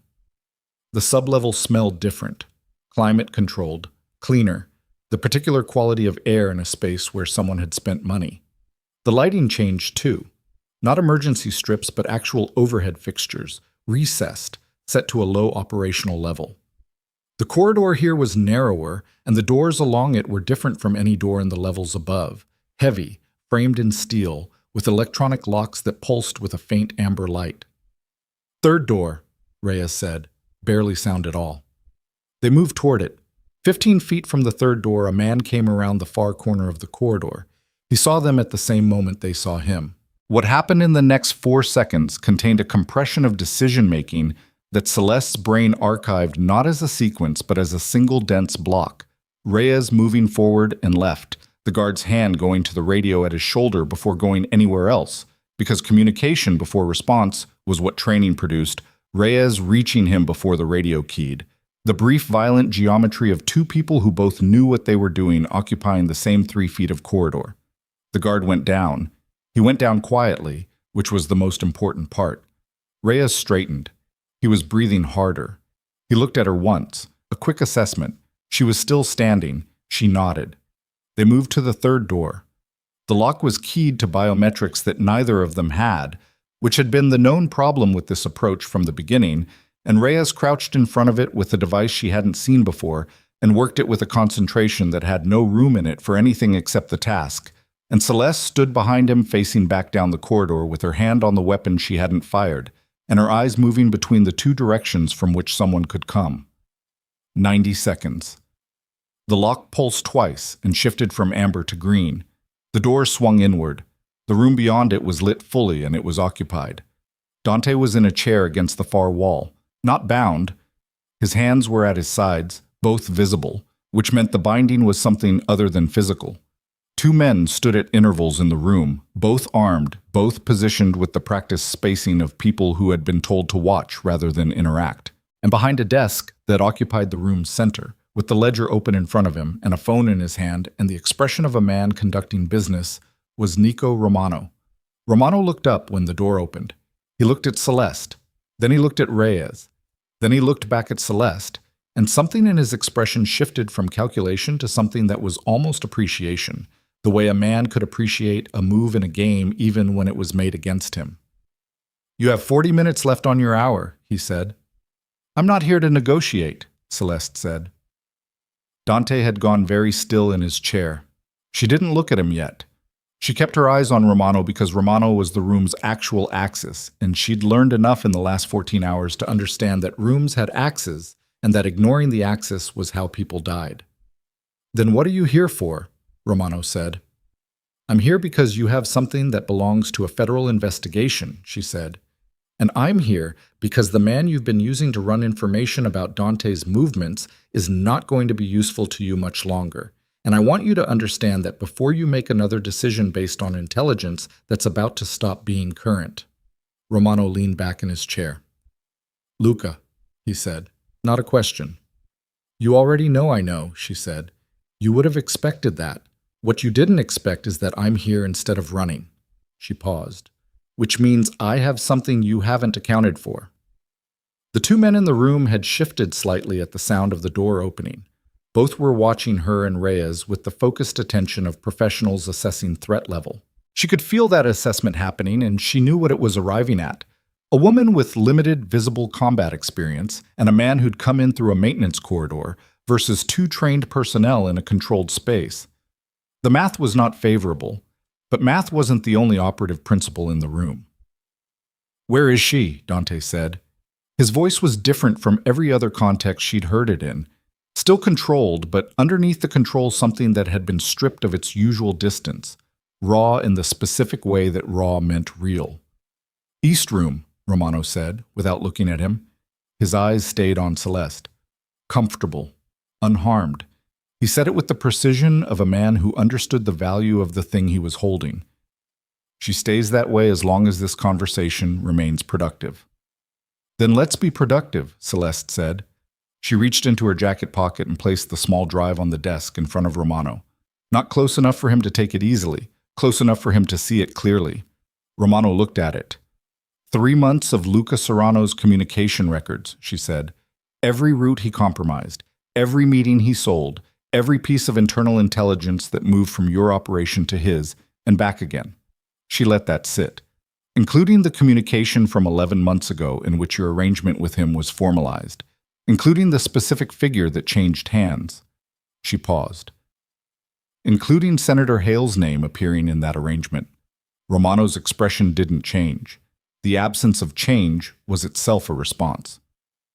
Hale authorized Luca, she continued. He needed someone inside Dante's organization who could ensure the ledger never reached federal hands. He needed it to look like Romano's network was being managed rather than prosecuted. And he needed the arrangement to be insulated from his own office by at least 2 layers. She held Romano's gaze. You were one of the layers. Luca was another, which means Hale has been playing you as much as he's been playing everyone else. The room was very quiet. Then Romano said, That's an interesting story. It's not a story, Celeste said. It's a file. And there are 2 copies of that file, one on that drive and one currently in transit to a federal officer named Carver, who has been building a case outside the compromised official channels. She paused. The copy going to Carver includes everything on that drive, plus my full testimony about what I saw on the 4th floor, plus Reeves. Romano looked at her for a long moment. You've been busy, he said. I had 53 minutes. Something moved in Romano's expression. Not respect. He wasn't structured for respect in any direction that didn't serve him, but a recalibration. The reassessment of a variable that had been undervalued. Then he looked at Dante. Your civilian, he said, is more trouble than you calculated.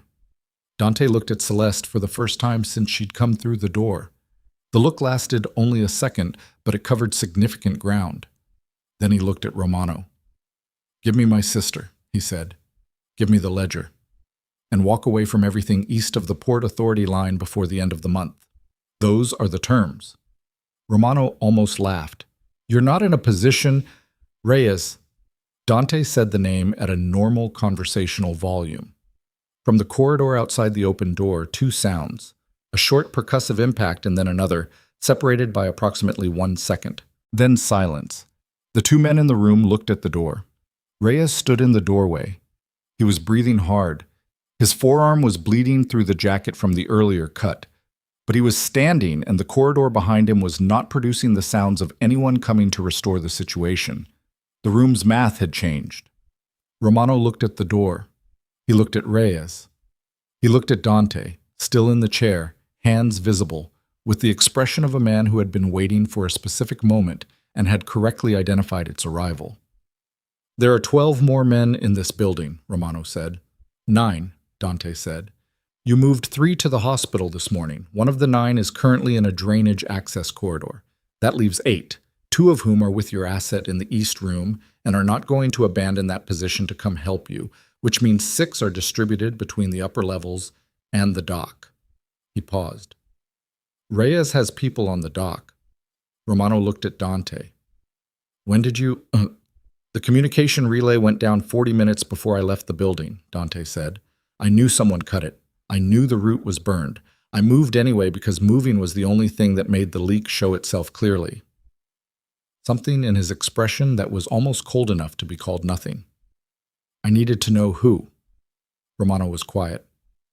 "Luca," Dante said. The name landed in the room with the weight of something that had been carried a long time. "It'll be difficult for you," Romano said, knowing it was him.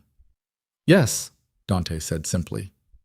The admission was so unguarded that it changed the temperature of the room by several degrees.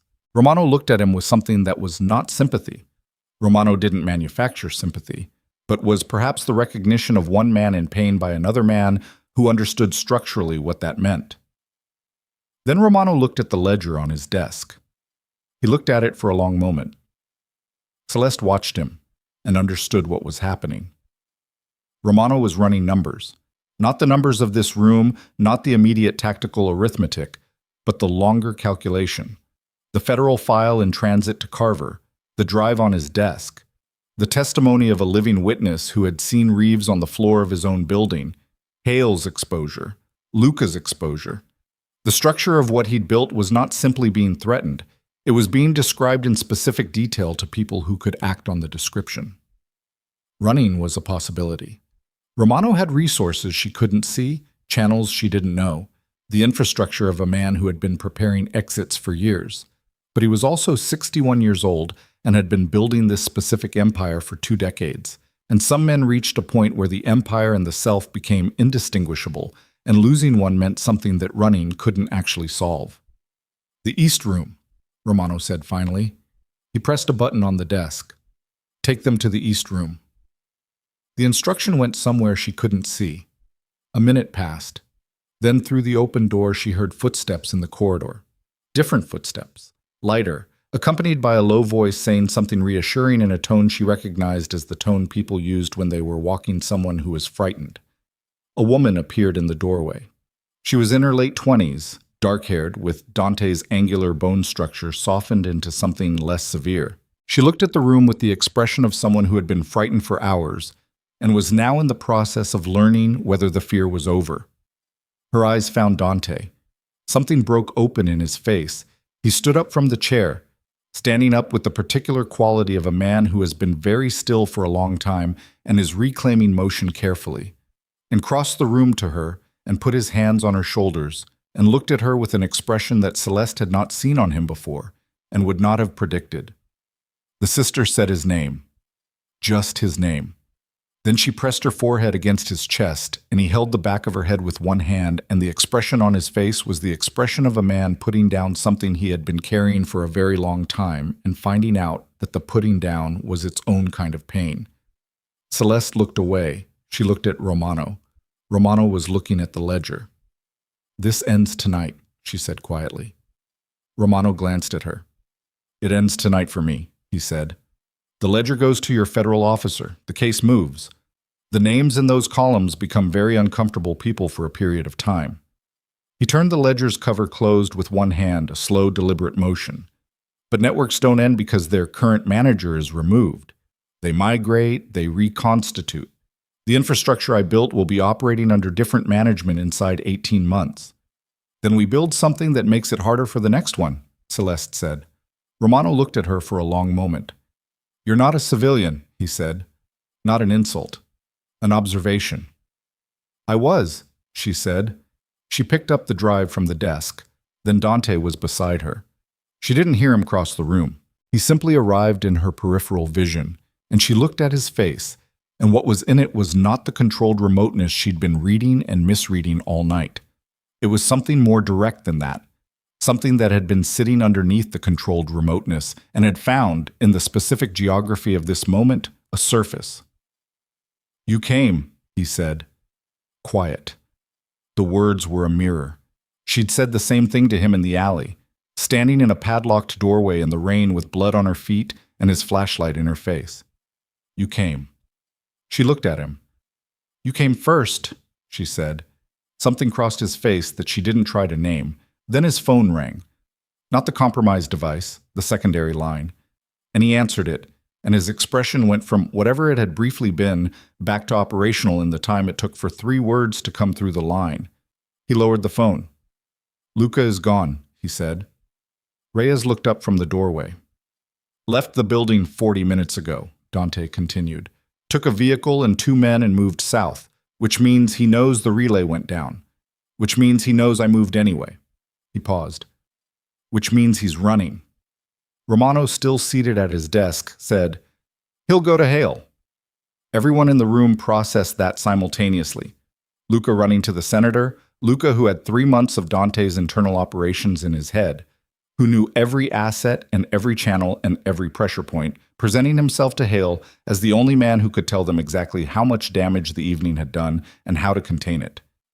"If Hale gets ahead of this," Reyes started. "He doesn't," Dante said. He looked at Celeste. "The copy going to Carver. How long?" "I sent it before we came in," she said. 40 minutes ago. Reyes's file plus a written statement from me. It went to a secondary address Reyes confirmed is clean." She paused. "It's either there already or—" Dante's phone rang again. He looked at the screen. Then he held it out to Celeste. The name on the screen was Carver. She took the phone. "Miss Vale?" The voice was tired and precise, the voice of a man who had been working for a long time on something that kept not quite closing. "I received your package 11 minutes ago. I want to confirm. The witness account, the communication records, the financial documentation. You understand what you've given me?" "Yes," she said. "And you understand that once I move on this, the protection available to you through—" He paused delicately. "Through informal channels becomes significantly more complicated." She looked at Dante. He was watching her with an expression she was beginning to understand as the expression he wore when he was genuinely uncertain of an outcome. "I understand," she said into the phone. "Then I need you to do something for me," Carver said. "I need you to stay exactly where you are and not allow anyone in that room to move the ledger until my people arrive." "How long do I need?" Celeste looked at Romano. Romano looked at her. Something passed between them that was not alliance and not trust, but was perhaps the mutual recognition of 2 people who had looked at the same set of facts and arrived, by different routes, at the same conclusion about what had to happen next. "How long do you need?" she said again. And Romano, who had spent 20 years building an empire on the principle that he answered to no one, looked at the closed ledger on his desk and said, "Tell him 20 minutes. 20 minutes. Celeste relayed it, Carver confirmed. The line went dead. She handed the phone back to Dante. The room was very still. Dante's sister had moved to stand near the far wall, watching everything with the wide-eyed, composed quality of someone who had grown up adjacent to this world and understood its grammar without having chosen to learn it. Reyes was in the doorway, breathing steadily, his bleeding arm wrapped in something improvised. Romano sat at his desk with his hands folded and his empire collapsing around him in a way that would take months to fully manifest, but had already, in this room, in this hour, been made irreversible. And in the center of it, 2 people who had arrived at this room from opposite ends of the same thread that had been running since Marcus Vale had handed a phone number to his sister 3 years ago and said, "Use this if you're ever in something you can't get out of." Dante looked at Celeste. "When this is done," he said, low enough that it was only for her, "there's a conversation we need to have." "I know," she said, "about Marcus, about the 3 years, about what I should have done differently." He paused. "About several things." "I know," she said again. I'm not good at those conversations. I noticed. Something moved at the corner of his mouth, not quite what it would have needed to be to qualify as anything warmer, but present. Then the dock above them erupted. The sound came through the building's infrastructure before it came through the air. A vibration in the floor, then the walls, then the ceiling, followed by the unmistakable percussion of things going wrong very fast at significant scale. Shouting, running, two sharp impacts that made the overhead lights flicker. Reyes was already moving back into the corridor. "Luca," he said from the doorway. One word, not a question. Dante's expression closed back into something that had no warmth in it at all. He looked at Romano. "He came back," Romano said, and the three words contained a particular quality of surprise, the surprise of a man who had believed Luca would run and had not accounted for the alternative. He came back for the ledger. The 20 minutes they'd promised Carver had been running for 4. 16 minutes remained. Dante moved to the door. "Stay here," he said, and the instruction was directed at 3 people in the room, but his eyes were on Celeste when he said it, and his eyes were carrying something that she understood was not a command, but was a request, which was a thing she had not expected from him, and which landed with considerably more weight than a command would have. She looked at him. "Dante," she said. He stopped in the doorway. She held up the drive. "The ledger stays in this room," she said. "Whatever happens up there. The ledger stays and Carver's people get here in 16 minutes, and this ends the right way." Dante looked at the drive in her hand, then at her face. "Yes," he said. Then he was gone, and the corridor swallowed the sound of him moving, and from somewhere above them the building continued its violent rearrangement, and Celeste Vale stood in a room with a closed ledger and a dead man's drive and a mafia king's sister and a man who had sold his employer's secrets. And she did the thing she had become, in the space of 14 extraordinary hours, unexpectedly capable of. She did the thing she had become capable of, which was staying still when everything in her wanted to move. The sounds from above were not abstract. They were specific. Boots on metal grating, something heavy being overturned, the particular compressed crack of a firearm in an enclosed industrial space, which was nothing like the sound of gunfire in open air, which was nothing like anything she had experienced before 3 days ago, and which her body now recognized with a chemical immediacy that bypassed every layer of reasoning she had. Her pulse spiked. Her hands wanted to do something. She made them stay at her sides. Romano had not moved from behind his desk. His sister, Dante's sister, Elena, she'd heard Reyes use the name once in the corridor, stood near the far wall with her arms crossed and her jaw set, and Celeste could see in her posture the specific quality of a person who had grown up waiting for sounds like these to resolve in one direction or another, and had learned over years to wait without performing the waiting. The man Romano had positioned at the door, one of the 2 who hadn't gone to the East Room, looked at Romano. Romano made a small motion with one hand. The man stayed where he was. 11 minutes.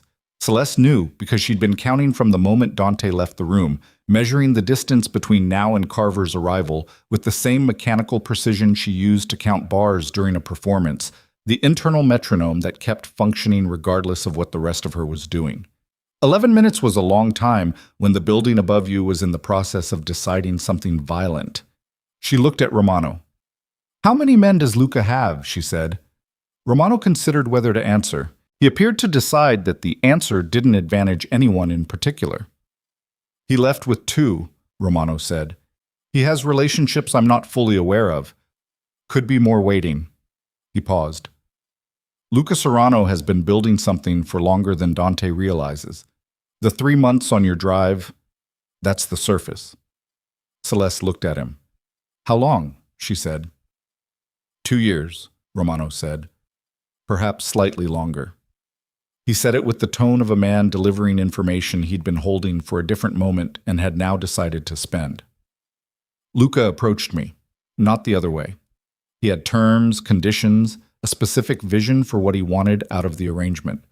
I agreed because his information was consistently accurate and because a man that organized, that patient, is either extremely valuable or extremely dangerous, and I preferred to know which." "And which was he?" "Both," Romano said simply. as they usually are. The ceiling shuddered. Something structural, not just surface impact. A vibration that ran through the floor and up through the soles of her feet and registered in her back teeth. Elena closed her eyes briefly and opened them again. 9 minutes. Celeste thought about Dante moving through the upper levels of the building toward a man who had been his right hand for... She didn't know how long, she didn't know the history, she only knew the weight of it from that single word in Dante's voice when the name had been said. Luca. The way a person said the name of something that had cost them significantly before they knew the full price. She thought about what Romano had just said. 2 years. Perhaps longer. Which meant Luca had been building his exit from Dante's operation, building his arrangement with Romano, building whatever came after, with the sustained patience of a man who was not reacting to circumstances, but anticipating them, planning around them, making himself indispensable to two opposing parties simultaneously, which was the most dangerous position a person could occupy, and also, if executed correctly, the most powerful. She thought about the federal handler option Luca had recommended, pushing her toward Carver, toward official channels, toward a system Romano had reach inside, removing her from Dante's protection while simultaneously demonstrating to Romano that he was managing the situation. She thought about the timing of Romano's call, the way the number had been Dante's penthouse line, which was not supposed to receive external calls, which Luca would have known how to route. She thought about Marcus. The thought arrived without warning, which was how the thoughts about Marcus always arrived. She'd learned in 3 years that grief didn't announce itself. It simply appeared in the available space whenever she stopped filling that space with something else. Marcus had spent 8 months feeding intelligence out of Romano's operation to Dante. He'd been identified and killed. And she had been allowed to assume by everyone who knew differently, that the identification had come from Romano's side, from Romano's people finding the leak and closing it. But Romano had said Luca approached me, not the other way. 2 years, perhaps longer. She looked at Romano. Luca identified my brother, she said. It wasn't a question. The architecture was already visible before Romano answered, but she needed to hear it confirmed in the way that certain things needed to be confirmed. Not because you didn't know them, but because the knowing had to become real through being spoken. Romano looked at her for a long moment. Yes, he said. The word was very clean. No qualification around it. No apology, which she hadn't expected, but also no performance of indifference, which she had. Luca found the channel Marcus was using, Romano continued. He brought it to me as a demonstration of value, proof of what he could deliver. A pause. I gave the order. I own that. But the intelligence was Luca's. Celeste stood very still. The cold that moved through her was not the cold of surprise. It was the cold of a shape she'd been sensing for a long time finally becoming visible. All its edges clear, its dimensions confirmed, its full weight now knowable. Marcus hadn't been found by Romano's operation independently. He'd been sold. By the man who had been standing beside Dante for years, who had attended whatever passed for a memorial in that world, who had looked Celeste in the face this morning in the office and recommended the federal custody option with the patient concern of a person who had her interests at heart. She breathed through it, once, twice, a third time that was steadier than the first two. Elena was watching her from the far wall with an expression that held a particular quality of recognition, the expression of someone who had received similar information about her own life at some point and knew the specific texture of what Celeste was currently moving through. 6 minutes. Celeste put the drive in her jacket pocket. She put her hand flat on the ledger. She did not pick it up. She simply stood there with her hand on it, and her brother somewhere behind her eyes, and the building above her still making sounds that she was choosing, deliberately, not to interpret in detail. Then the sound stopped, not gradually, all at once. The building went from violence to silence in the space of 2 seconds, and that transition was, in its own way, more alarming than the violence had been, because silence in that context was not the silence of resolution. It was the silence of a held breath. She counted. 30 seconds, 45, 60. Then footsteps on the stairwell outside the sublevel corridor, multiple sets, moving steadily without urgency. The footsteps of people who had finished something rather than people still in the middle of it. The door opened. Reyes came through first. His jacket was gone. His shirt was torn at the left shoulder and dark with something that wasn't entirely his, and he was moving with the slightly careful quality of a man managing pain from 2 or 3 locations but had made the executive decision not to stop for it. He looked at Celeste. He looked at the ledger under her hand. Something in his expression settled. Then Dante came through the door. He was walking under his own power. That was the first and most important data point, and she registered it with a physical relief that moved through her like something released rather than felt. He was walking. He was upright. His eyes were clear. There was blood on his right hand, dried, and a cut above his left cheekbone that had bled significantly and mostly stopped, and he was breathing in the controlled manner of someone managing exertion, but he was whole. He looked at Celeste. He looked at his hand on the ledger. He looked at Romano. "Luca," she said. "In custody," Dante said. The words were flat. Not flat in the way that empty was flat, but flat in the way that a surface was flat after something had been pressed down into it and held. Alive. Yes. A pause that held more inside it than most pauses. He'll answer for what he did. All of it. He didn't look away from her when he said it, and she understood that the all of it was not about Romano's operation or federal charges or the architecture of betrayal. It was specifically and precisely about Marcus. She removed her hand from the ledger. Then the stairwell door opened again, and 3 men in tactical gear came through it with federal credentials visible on their chests, and behind them a man in his 50s in a dark overcoat who moved with the tired urgency of someone who had been waiting for this moment for 2 years and had not allowed himself to fully believe it was coming. Carver. He looked at the room with the eyes of a man doing rapid inventory. The ledger, Romano, Dante, Celeste. He stopped on Celeste. "Miss Vale," he said. "Mr. Carver," she said. He crossed to the desk. He looked at the ledger. He looked at it the way a person looked at something they'd been told existed for years, something they'd built entire infrastructure around acquiring, and had privately allowed themselves to believe might be apocryphal. Then he reached into his coat and produced a pair of examination gloves and put them on with the precise motions of a man who had been waiting a long time to be careful with this specific object. He opened the ledger. He read for approximately 90 seconds without speaking. Then he closed it and looked at Romano. Romano looked back at him with the expression of a man who had already completed his calculation and arrived at his position and was waiting for the formalities to catch up. "Nicholas Romano," Carver said, "I've been looking forward to this." "I imagine you have," Romano said. Carver looked at one of the tactical personnel. A nod. The personnel moved toward Romano's desk. Romano stood. He did it slowly, without drama, with the deliberate quality of a man choosing how to occupy the final moments of a long chapter. He straightened his jacket. He looked at the ledger one more time. Then he looked at Celeste. "I meant what I said," he told her. "You're not a civilian." "Not anymore," she agreed. Then Romano walked toward the federal personnel, and his empire walked with him in the specific sense that empires walked with their architects. Not in the structure, not in the money, not in the networks that would indeed reconstitute under different management within 18 months, but in the particular way a man carried 20 years of choices in his body, in his posture, in the angle of his chin, and what it looked like when he decided to carry them out of a room without ceremony. She watched him go.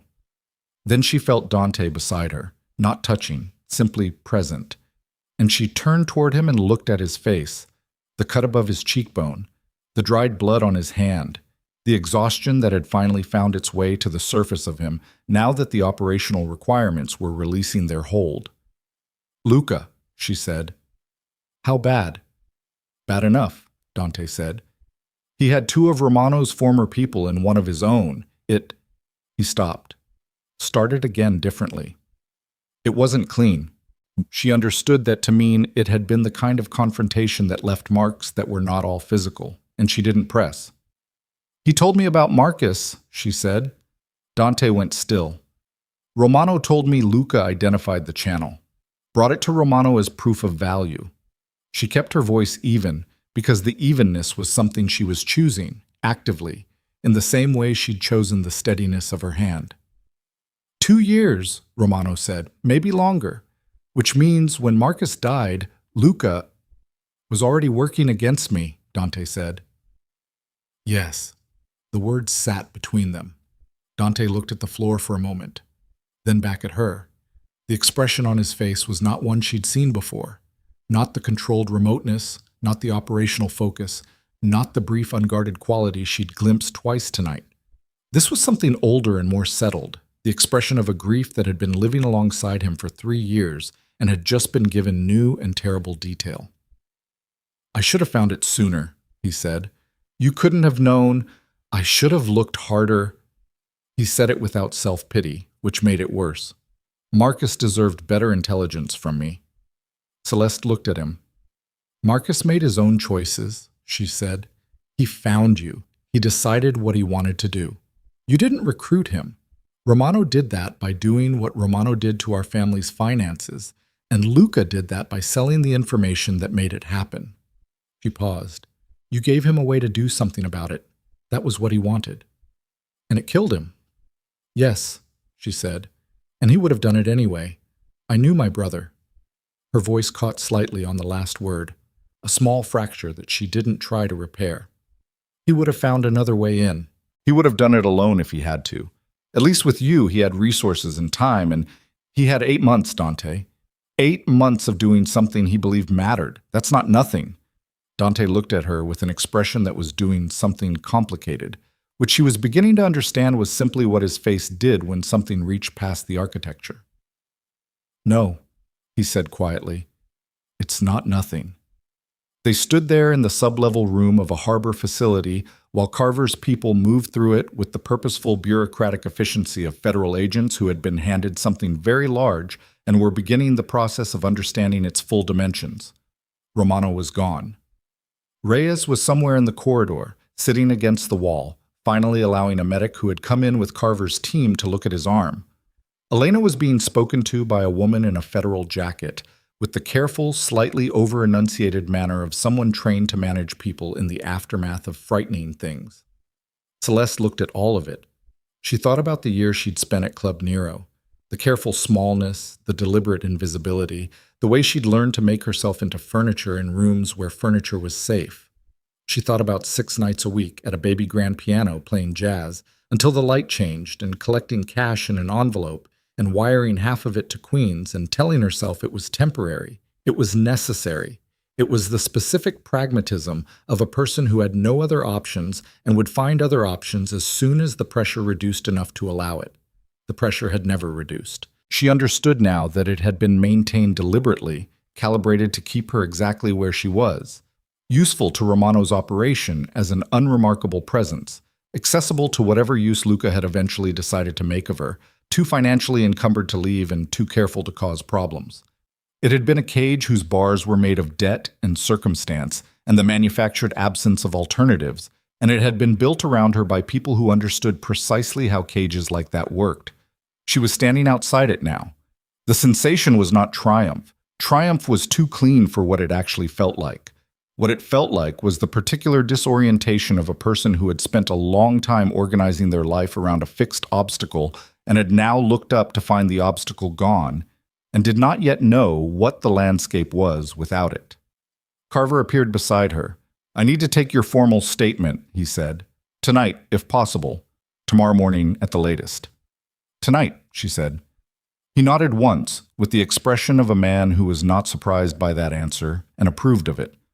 There will be protective custody requirements for a period, until the indictments are secured and the network is sufficiently disrupted that... How long? She said. Honestly, 6 to 8 weeks minimum, possibly longer depending on how quickly Hale's people try to move. He paused. The senator will be taken into custody within the hour. His office has been under monitoring for the last 3 months. The communication records on the drive you sent, combined with the ledger, those 2 things together make his position untenable. Celeste nodded. My sister, she said. Already being moved to a federal medical facility, Carver said. She'll have everything she needs. I can arrange for you to see her tomorrow. She closed her eyes briefly. The relief was physical. A loosening somewhere through her middle that she hadn't known was clenched until it released. Her sister, safe. Her sister cared for. Not by debt, and not by Romano's manufactured generosity, and not by the specific desperate arithmetic of a woman with no better options, but actually, genuinely, safely cared for. She opened her eyes. Carver had moved away to manage something else, the way Carver appeared to perpetually be managing something else. Dante was still beside her. 6 to 8 weeks, she said. I heard. Which means we have time, he said, for the conversation we need to have. She looked at him sideways. You're not good at those conversations, she said. You said so yourself. I said that, he agreed. I didn't say I wouldn't have it. She looked at his profile, the cut, the exhaustion, the particular quality of a man who had spent the night burning through his own resources and was now standing in the wreckage taking inventory of what remained. You're going to dismantle it, she said. The operation. You told me that. Before Romano, before any of this, you said you were considering it. Dante was quiet for a moment. Parts of it, he said. The parts that can be unwound without consequences, I'm not willing to create. He paused. It's not simple.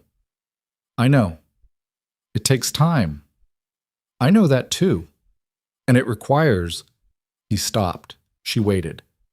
It requires wanting something different enough that the cost of changing is less than the cost of not changing, he said. She looked at him. He looked back. That sounds like something you've been thinking about for a while, she said. Since approximately 3 a.m, he said, when a woman I'd never met looked at me from a doorway in the rain and asked why I came. Celeste was quiet. The harbor outside was beginning to fill with sound, federal vehicles, the particular crackle of official radio communication, the distant procedural sounds of an operation being systematically documented and dismantled. The city was doing what it always did, which was continuing. I need to ask you something, she said. Yes. Marcus's number, the emergency line. He gave it to me 2 years before he started working for you. She looked at him directly. Which means he had it before you knew who he was. Which means you had the number in a system that anyone could theoretically find if they knew where to look. She paused. How did Marcus find it? Dante met her gaze. Marcus found Reyes, he said. 3 years before he approached me directly. Reyes was doing logistics work that brought him into contact with a group Marcus was connected to through the community work your brother did, the youth program on the Lower East Side. Celeste went very still. She knew the program. She'd been there once, briefly, had seen Marcus in that context. Easy, present, the version of her brother that emerged in rooms full of people who needed something from him and whom he gave it to without accounting for the cost. Marcus asked Reyes about options, Dante continued. Reyes gave him the number, not on my instruction, on his own judgment, which he told me about afterward. A pause. I was angry with him at the time. Later I understood he'd seen something in Marcus that warranted the risk. And when Marcus came to you directly? I tried to talk him out of it, Dante said, 3 times. He was patient about it each time. He let me make the argument and then he made his, and his argument was better. Something almost moved in his expression. He was a better arguer than anyone I'd worked with in years. I told him that. He said it ran in the family. The past tense of everything sat in the room around them. Celeste breathed through it. She had 3 years of practice breathing through it, and she used all 3 years now. He was right, she said finally. It does run in the family. Dante's mouth did the thing it had done earlier, the thing that was almost but not quite a smile. And this time it was slightly more. Not much, but measurably. She looked away before she could think too carefully about what it meant that she was measuring it. In the months that followed, things happened in the sequence that things like this always happened. Slowly at first, then with an accelerating momentum that had its own internal logic and could not be meaningfully hurried. Senator Gregory Hale was indicted on federal charges that included conspiracy, obstruction, and financial crimes connected to Romano's trafficking network. He resigned his office 6 days after the harbor operation and gave a statement through his attorneys that was carefully engineered to minimize his personal liability while making certain that every other name in his sphere of cooperation understood clearly that he had been the first to cooperate. That calculation failed him. The subsequent federal investigation expanded to include 11 additional public officials across 3 states, 7 private financial intermediaries, and 2 members of law enforcement at the federal level, whose names in the ledger had been a source of particular professional pain for Carver. Nico Romano pleaded to a federal charging document that occupied 43 pages and represented 2 years of Carver's careful accumulation. He made no public statement and required no trial. The harbor facility was cataloged, documented, and dismantled over the course of 3 months, during which Carver's people found things inside it that added additional charges to a document that was already comprehensive. Romano went to a federal facility in October, and on the day he was processed in, he looked exactly like a man who had completed something rather than lost something, and that quality, that absence of defeat in a defeated man, was the thing that stayed with the officers who processed him long after the paperwork was done. Luca Serrano's case was more complicated. The complications were not legal.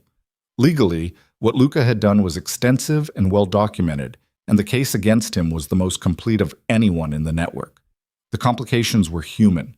The complications were the nature of a betrayal that had lasted 2 years, and possibly longer, conducted by a person who had sat beside Dante in every operational decision of that period, who had helped construct the strategies being undermined, who had looked at the face of Marcus Vale's sister across a penthouse table and recommended she be removed from the situation with the practiced concern of a man who had been performing concern for a very long time. The federal case against Luca included, through the communication records on Reyes's drive and subsequent investigation, evidence of his role in identifying Marcus Vale's intelligence channel and providing that identification to Romano. That evidence produced a charge that carried weight beyond the financial and organizational crimes. Dante did not attend Luca's processing. Reyes did. When Reyes returned from it, he and Dante sat in the office of a building that was not the penthouse. The penthouse had been vacated, the operation relocated to somewhere less architecturally significant and more difficult to locate, and they talked for 2 hours. Celeste was not present for that conversation. She didn't ask about it afterward. She understood it to be the kind of conversation that happened once and didn't require witness. What she did see, 3 weeks after the harbor, was Dante standing in the kitchen of a smaller apartment that was a temporary arrangement while the protective custody requirements were still in effect, making coffee badly and looking out the window at a street that did not have a view of anything in particular, and she understood from the specific quality of his stillness that he was somewhere inside the Luca architecture. The 2 years that kept opening into additional 2 years, the more carefully he looked, and she crossed the kitchen and stood beside him and didn't say anything. He looked at her. "It's strange," he said. "When someone does something unforgivable for long enough, the strange part isn't the unforgivable thing. It's all the regular days in between, the ordinary moments, the conversations that were real even when the person having them wasn't." Celeste thought about that.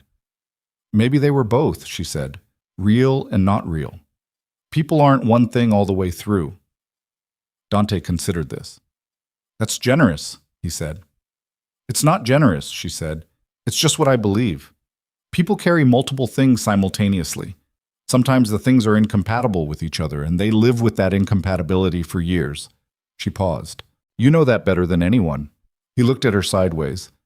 "Is that about me?" "It's about everyone," she said, "including you." He turned back to the window. "I've been making calls," he said, "to people I owe things to, debts that aren't financial, decisions I made that produced outcomes that deserve acknowledgement." He paused. "It's slow work." "I know," she said. "I'm not going to pretend it has a clean ending. I'm not asking for clean. There are things in what I built that can't be unwound without consequences that are worse than the thing itself," he said. "I'm being honest with you about that." "I know. And there are things that can be unwound that I'm committed to unwinding, but it takes time and it takes—" He stopped. "It takes wanting something different." She looked at him. He turned from the window and looked back at her. And in the kitchen of an unremarkable apartment in a city that had been trying to destroy her for the better part of 2 weeks, she could see in his face the things she'd been watching develop across the length of an extraordinary night.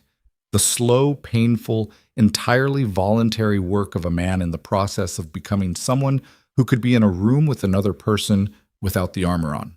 It was not a clean or comfortable thing to watch. It was one of the most human things she'd seen. "The conversation," she said. "Which one?" "The one you said you weren't good at." He was quiet for a moment. "Which part do you want to start with?" he said. "Marcus," she said. "Yes." "And then the 3 years." "Yes." "And then," she said, "we'll see." Dante nodded once. He looked at her with the direct, unguarded quality that appeared when the architecture dropped, which it was doing more often now, which she had stopped trying not to notice. "All right," he said.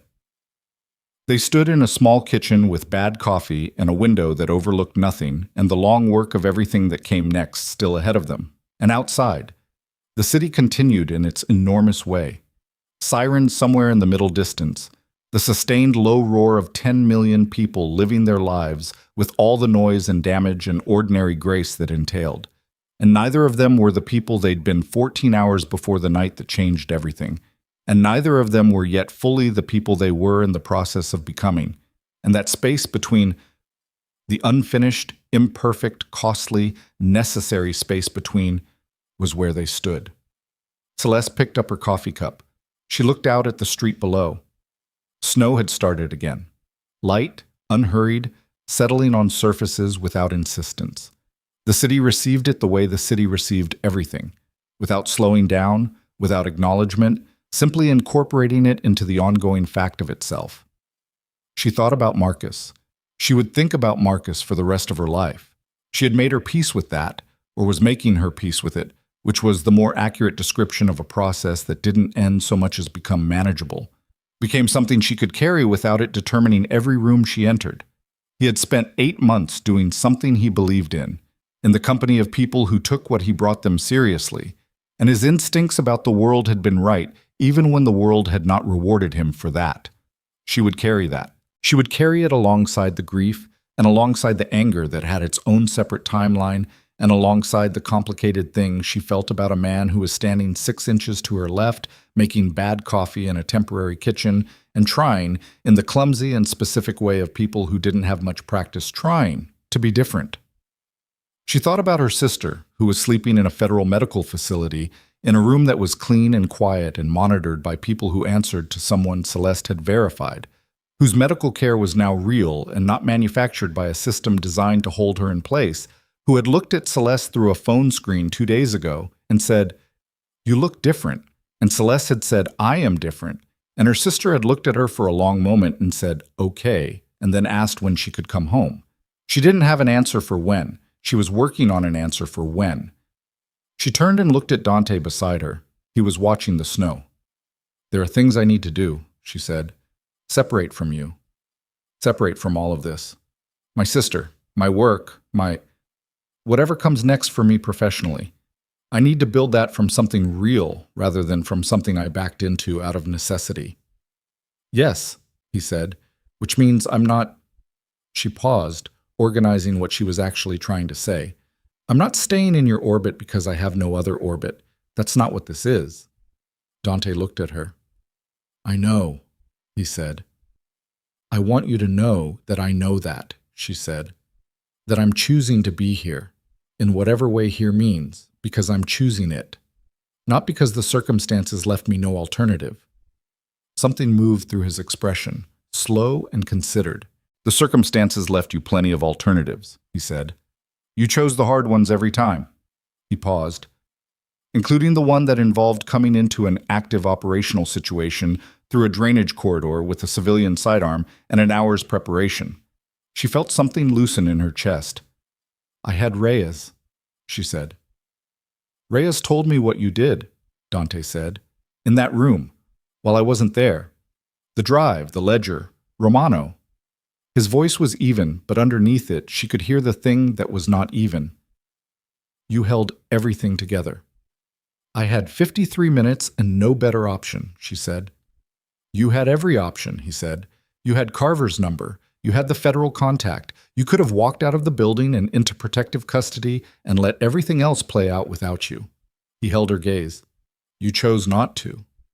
She thought about why she'd chosen not to. She thought about the drainage corridor, the smell of it, The cold weight of Reyes's secondary weapon against her ribs, the specific clarity of a person who has identified what they're willing to do and what they're not and found, in that identification, something that resembled a self they could actually inhabit. She thought about standing at the desk with her hand on the ledger, and the sounds of violence in the building above her, and the drive in her jacket pocket, and the 20 minutes running down, and the feeling that had been present in her through all of it. Not courage, which was too simple and too heroic, but something more functional than courage, something closer to the recognition that this was the room she was in and she was the person in it and the work required doing. "I didn't want to wait anymore," she said. "I spent a year waiting in that casino. I spent 3 years waiting for the financial situation to change. I spent a lifetime being the careful one, the one who kept her head down and didn't cause problems and waited for the circumstances to improve." She paused. "I'm done waiting." Dante looked at her for a long moment. Then he said, "Good." One word, the same weight as the first word she'd ever heard from him, on a phone line in a rain-soaked subway entrance, with gunshots cracking concrete beside her head. Talk. One word that had contained within it everything that followed. Good. One word that did the same. She turned back to the window. Outside, Manhattan continued to exist in its relentless, unbeautiful, extraordinary way. The snow settling and being absorbed and settling again, the city receiving it without ceremony, the street below populated with people moving through their Friday morning with the brisk, purposeful quality of people who had things to do and places to be and lives that extended in both directions from this particular moment. Somewhere in that city, a federal investigation was in its early stages and would take years. Somewhere in it, a senator was sitting in a room with lawyers trying to manage the unmanageable. Somewhere in it, Luca Serrano was in a facility learning what the patience of 2 years of careful betrayal had ultimately purchased him. Somewhere in it, Reyes was probably doing something quiet and competent and necessary. Somewhere in it, Elena DeLuca was having the particular conversation with her brother that siblings had after surviving things together.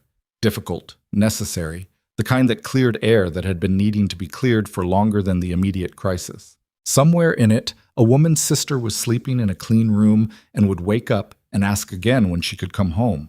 And the answer to that question was becoming gradually real. Celeste drank her bad coffee.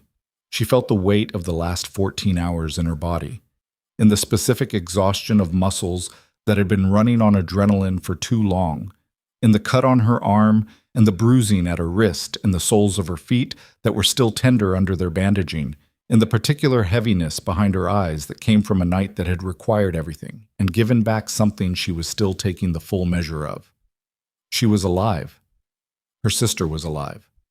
Marcus was still gone and would always be gone, and the shape of that absence would be with her always.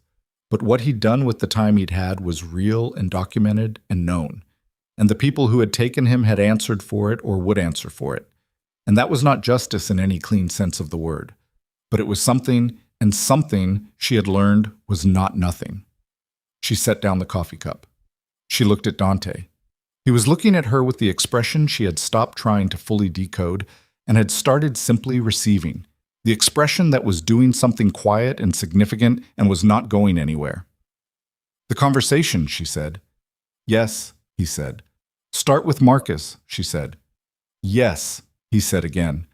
And outside the snow kept falling, light and unhurried, over a city that never stopped. And inside a small kitchen in a temporary place neither of them would be living in by spring. Two imperfect people with significant histories and incomplete futures sat down at a table and began.